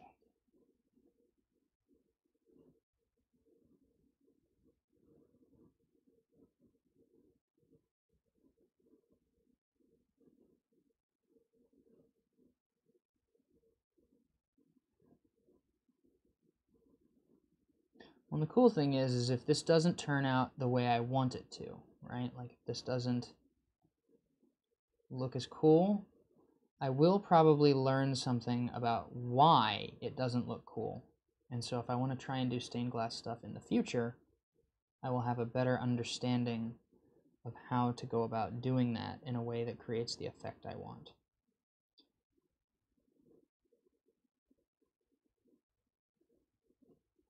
I think after I do all these outlines, what I'm going to do is I'm going to go and take a look. I'm going to pull up a reference image of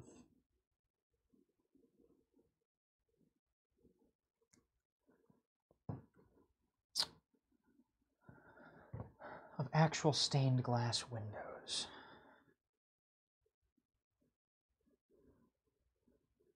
Let's see. Something really simple and pretty, or I like that.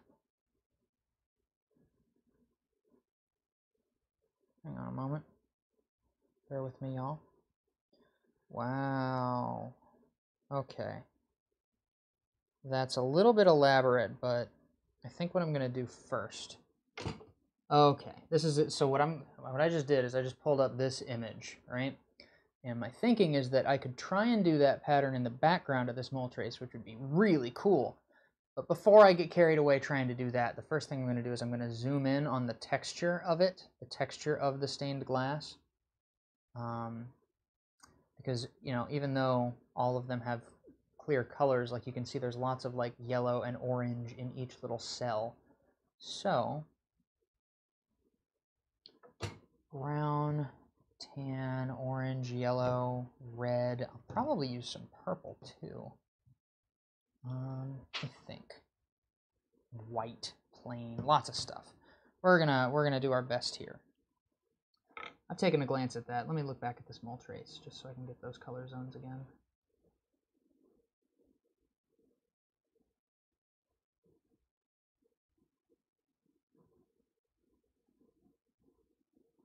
Let me see.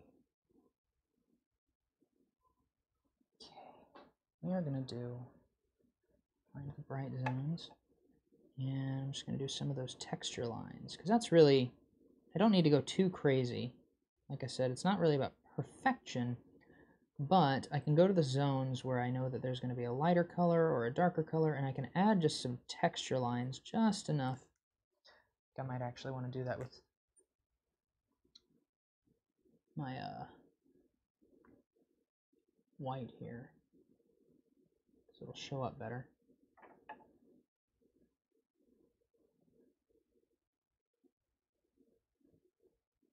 I think one of the things I need to try and keep in mind is that, like, because it's a stained glass piece, it isn't going to follow the normal rules of a three-dimensional object. So, like, the shading is simulated through the placement of the glass.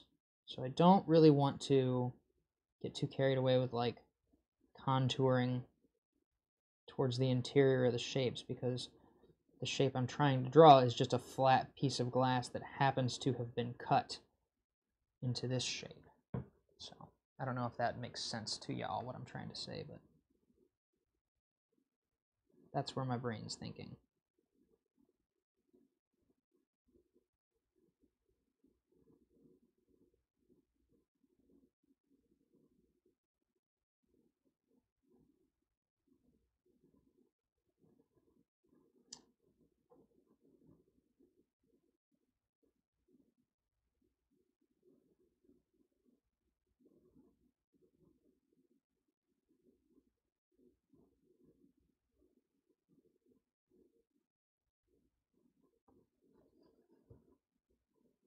We are going to use black. Actual black zones on the multi-race feet. Hey man, I am still live. This is my last one.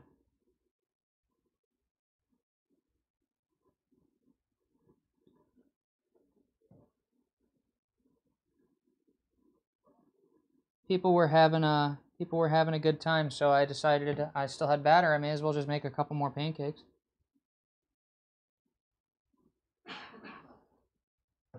That's Hank. I'm talking to Hank.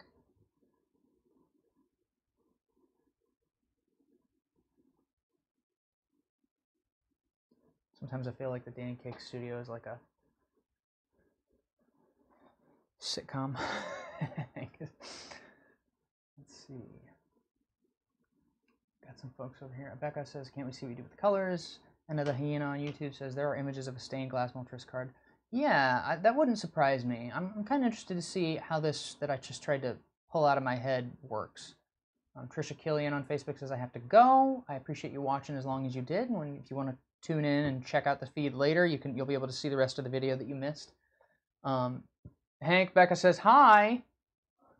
Hank says, hi, Becca. Hank says he saw your email. Jimmy says, do you make your own batter? I know you said something before about gel. Hope you don't mind all the questions, but really want to get my daughter. She is watching now. Her name is Ava. Hi, Ava. I'm really thrilled to have you watching. Shout out to Ava, everyone. And by the way, Jimmy, please no need to apologize for the questions. It's one of my favorite things in the world to have people asking me questions while I work. It keeps me on my toes, and it's nice to have people interested in what I'm doing. Our batter is a just add water mix, but the colors in the batter are they're called gel colors or icing gels, not to be confused with cake icing. It's actually the colorant that professional bakers use to color cake icing, which is why they call it icing gels.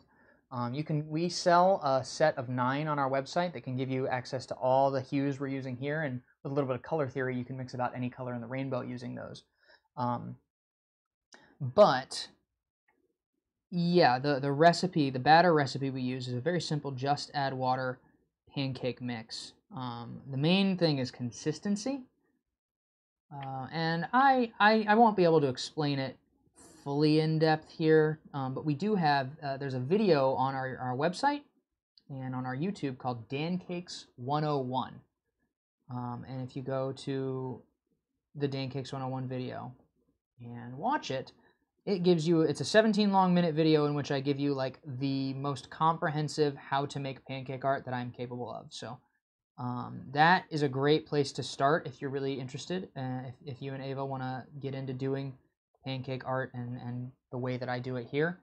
And as always, we're going to be doing lots and lots of live streams and stuff like that. So you ever have questions, you ever want to hang out, get requests, all that kind of stuff, we're here for you. So.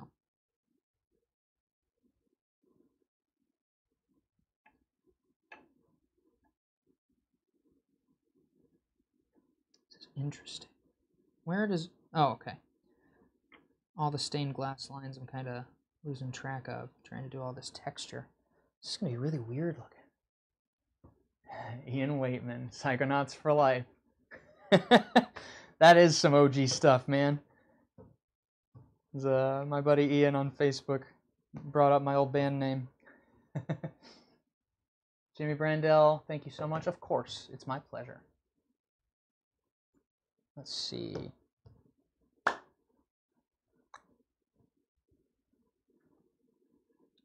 think the bottom of the beak is going to be mostly black. And then some brown. But one thing I need to do, there's some highlight on the top of the beak, and I need to portion that off because it's stained glass, my dude. Just stained glass things.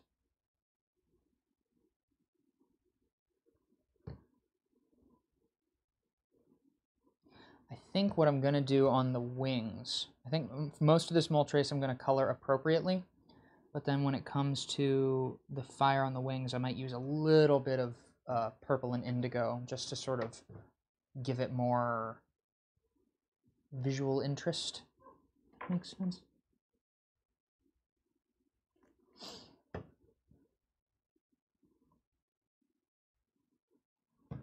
Okay.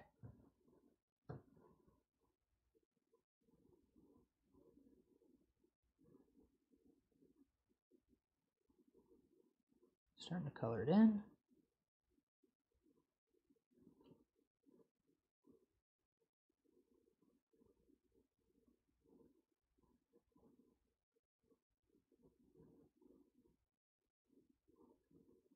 Wait a minute. That's the neck. What the heck did I do there? What is that supposed to be?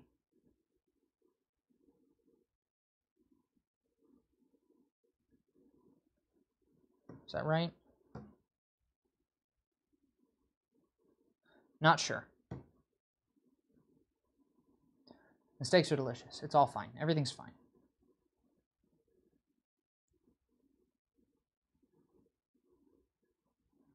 Okay.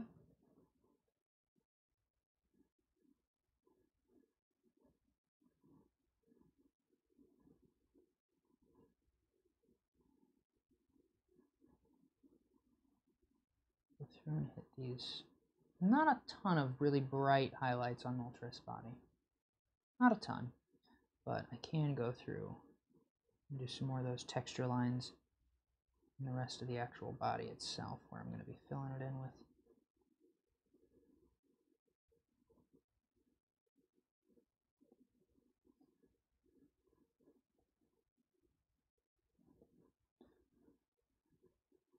Oh, that is a shade zone right there. Yeah, okay.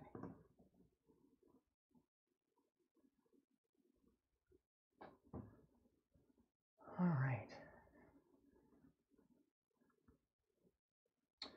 Anna the Hyena asks, have we ever made any Five Nights at Freddy's pancakes? I have. I've made a lot of Five Nights at Freddy's pancakes.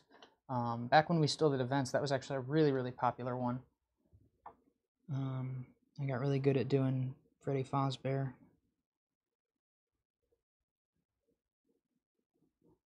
It's actually another one that has a lot of really interesting detail lines because of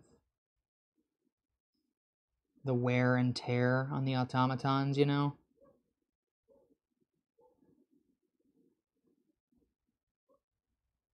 Okay.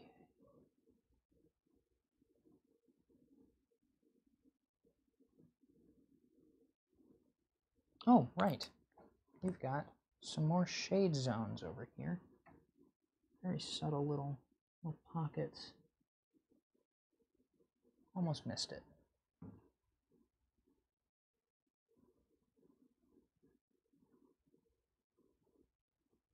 With an experiment like this, you spend all this time doing your best to make some crazy thing, and sometimes it turns out really, really cool, and sometimes it does not do at all what you expected it to, and that's just part of our philosophy. Mistakes are delicious. So I'm gonna try not to be too carried away with my colors to the point that I accidentally make it not look good, but I am gonna take some of the blues in here, indigos, and just kind of go around some of those browns. Just some accents, just to give it a little bit of flair, you know, just a little bit of a sort of cool darkening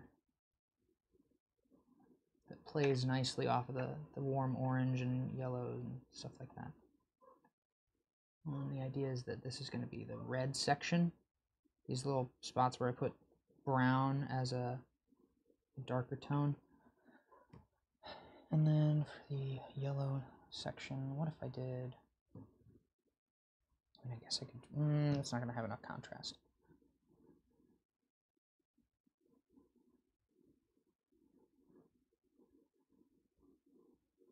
This is going to be a very peculiar one. I'm not really sure what to expect here.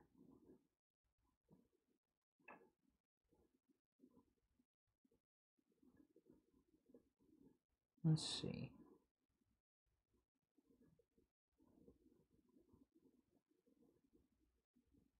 I think the big thing is once I put the texture lines down, once I actually do the fills, as long as I can keep the fills of those zones consistent, like that's a yellow zone, that's an orange zone, it should be okay. We'll see. Anna the Hyena. I can't find the videos on your channel. Oh, Anna, you're asking if we've done Five Nights at Freddy's video pancake art. I think we've done Five Nights at Freddy's time-lapse, at least one. It would be several years ago, because that's when Five Nights at Freddy's was really popular. I thought you were asking if we had just made them in general, like at events, so I didn't mean to mislead you there.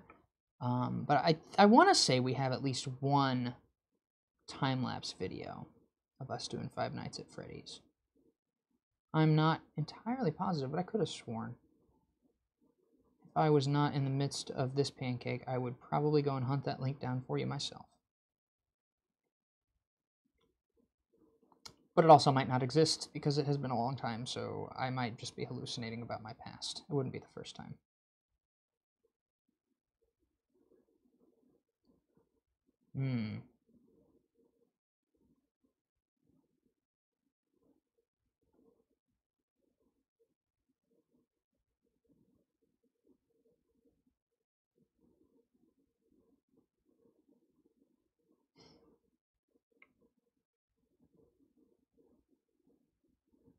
This is a strange one.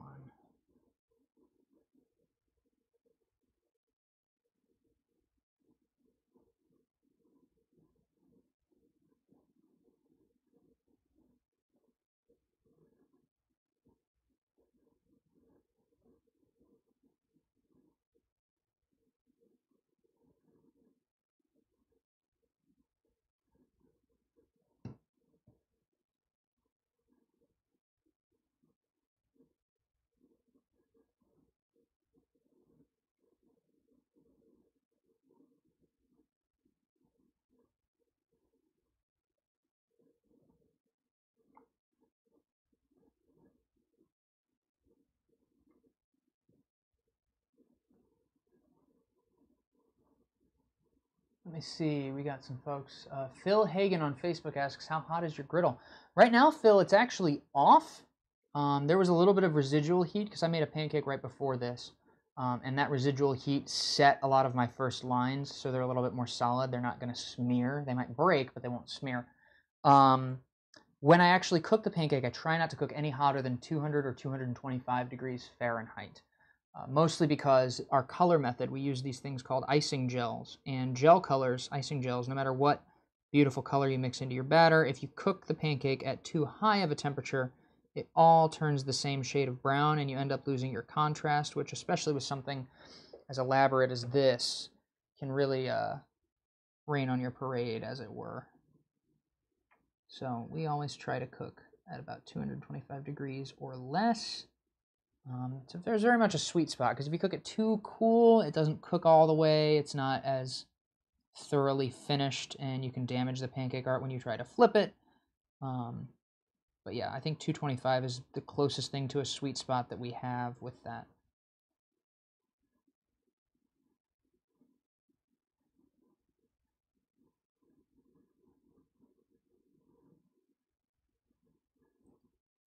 Okay.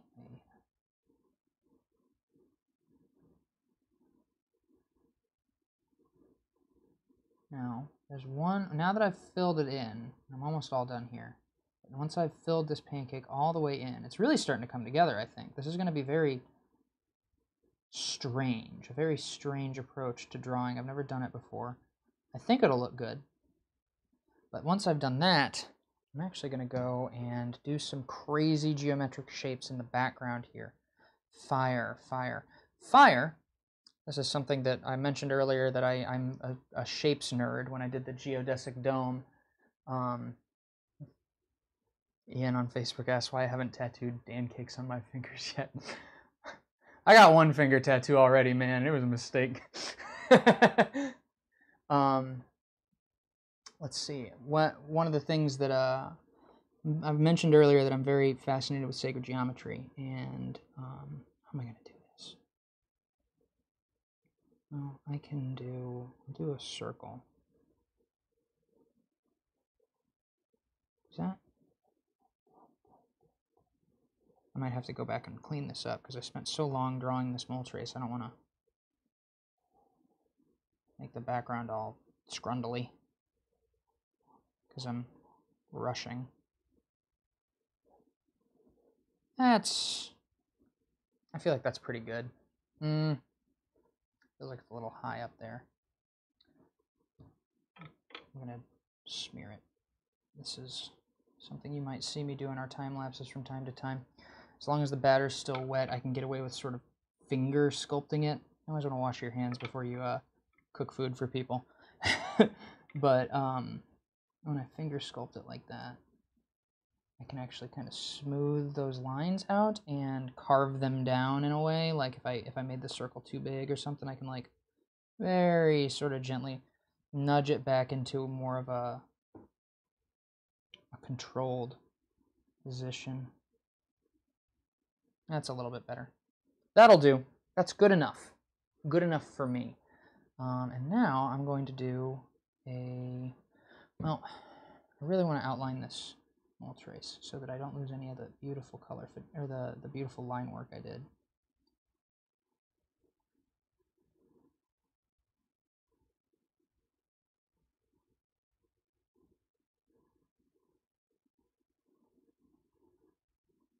Once I do that, I am going to use the platonic solid known as the tetrahedron. It's really just a four-sided pyramid. If you play Dungeons and Dragons, it's a D4 polyhedral die. But in the classical elements, they often represent the element of fire, and small trace, with the tetrahedron. So it makes sense to me that in the background of this Moltres Phoenix Pokemon, that we would have the platonic solid that represents fire.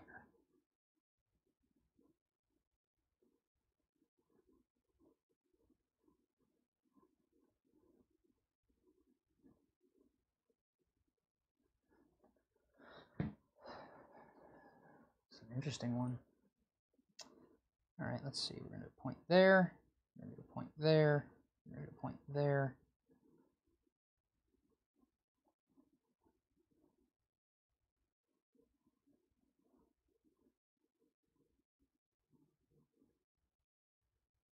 Can't really see it too much, but that's okay.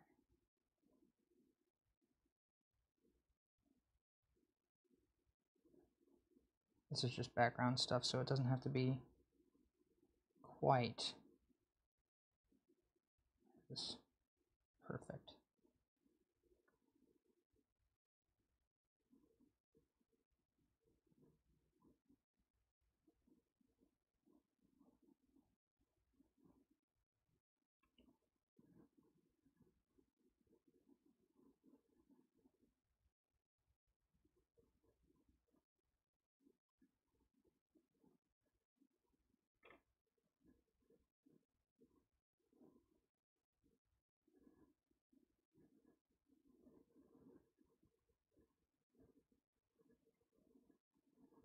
Okay.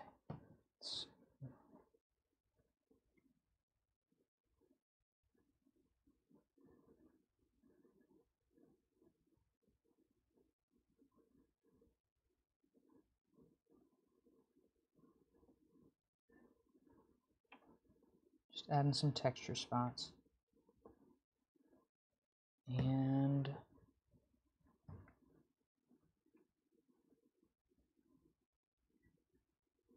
I think because my griddle's so cool at this point that a lot of these texture lines I'm doing in the background are going to end up smearing a little bit. Is what it is. It's fine. It's really fine.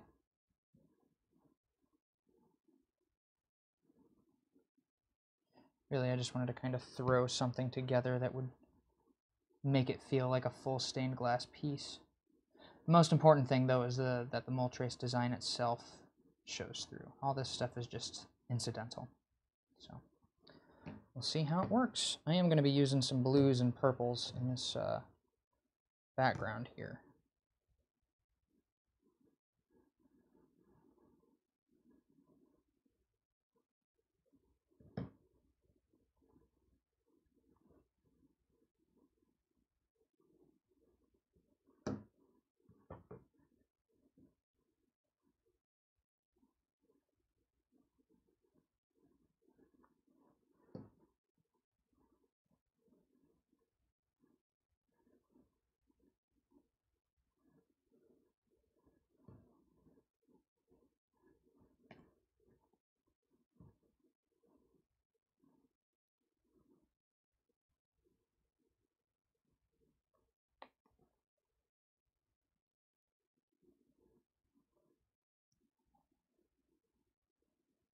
Oh, that was the wrong one. Whatever, it's fine.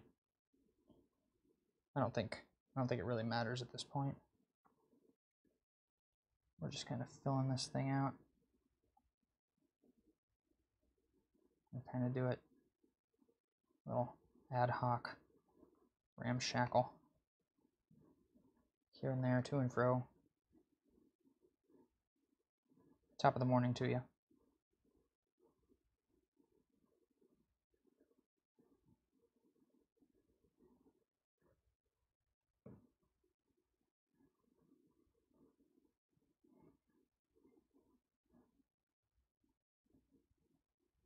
Okay. Last step.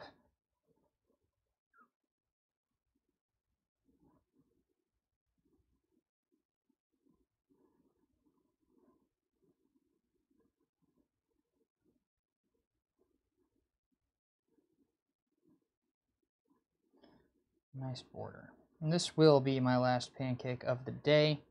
So for those of you that have been watching, I really appreciate you hanging out. I really appreciate you encouraging me to make a couple more than just the one pancake. Like I said, I'm hoping to do more streams like this on a more regular basis. And the next one that we're going to plan for is Friday at 3 p.m. So if you want to let folks know, if you want to tune in, if you want to hang out, give me a prompt. We will hang out together and we will make some pancake art for the Joy of Pancakes live. I'm really happy with this stream. This is the very first one we tried, and like, I don't really know what the numbers are, but that's not really the reason I'm doing it. I'm doing it because it's fun to hang out with people. This looks cool, does it? Does this not look cool? This looks pretty cool, right? It is cooking at about 200, 225. Let me see. Hold on a second. Anna the Hyena, you found the Five Nights at Freddy's video, so I'm glad to hear that on YouTube. Becca Roberts digging our color choices. Thank you so much, Becca. Cyber Husky, a couple weeks ago I donated to have you make a Dan cake of my friend RFS Dan in his Dancakes outfit. He was so thrilled. He talked about it for a week. It was so fun to see him so happy. Thank you. I really appreciate you taking the time to let me know that he saw it. That was a cool one. I don't know if you went and that's on the website, so you can download that high-res image if you didn't get one already. Nick Evans on Facebook says, Dan, I still want to see the Predator done as a pancake. That's a very good request. You should tune in on Friday. Tune in on Friday. You can probably talk me into doing the Predator if you're one of the first prompts that I get. Becca says the anticipation is killing me. Let's see. I'm going to do a back now that it's cooked a little bit, it set some of those lines so I can go over it on the back. It gives a little bit more structural integrity. This one's a little bit bigger than the other two were. For anybody that's just joining us, I will go grab those real quick. They're just sitting off to the side on this table over here. Let me see which camera is showing right now. That one. Oh, there we go. This is an octopus under a geodesic dome that is traveling through space towards Earth. They are going to colonize the planet. This is millions of years ago. The octopi knows some stuff that we don't know. And then this was the first one I did because my prompt for today and the title of the video was Dune, because there was that Dune trailer, and I thought, oh, maybe this content will do better if I tap into that keyword. Also, I'm way into the sci-fi series Dune by Frank Herbert, and yeah, so I'm really happy with how these first two turned out. Like I said, this one especially cooked a little bit darker than I wanted it to, so I'm going to try and be a little bit more mindful on this. See if I can get it to be ready before it gets too dark.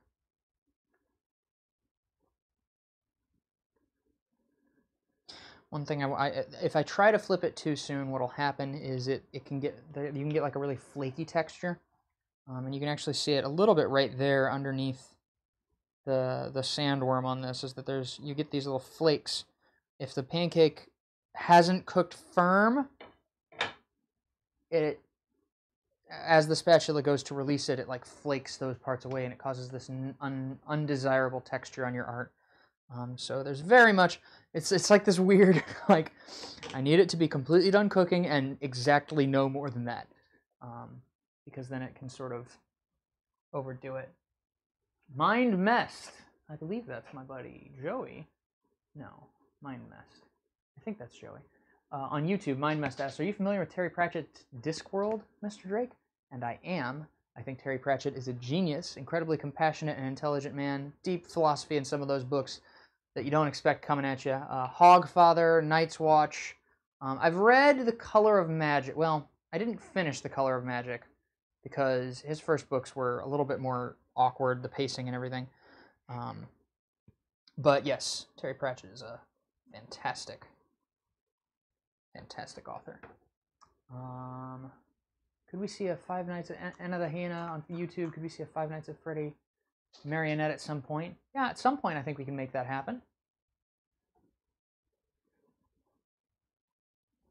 I really enjoy taking long-form requests. That's something we've never really done with Dancakes. We either take short-form requests, like, let me throw your face together in 5 minutes, or we do long-form content of our own volition.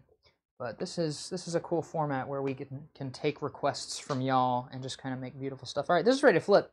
I'm not going to wait too long because I don't want it to burn. So here we go. 3, 2, 1. Whoa.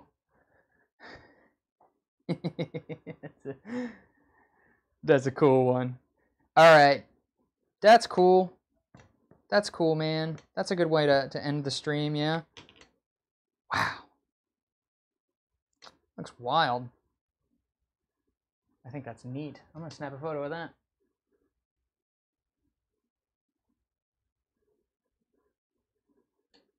What a cool job. All right. Well, I'm going to have to go.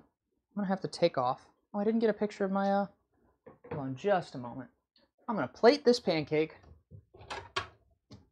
I'm going to throw the octopus and the spaceship back on the griddle for a moment because I forgot to take a photo on my phone. But, there we go. It'll switch over in a second. I'm going to hold it here.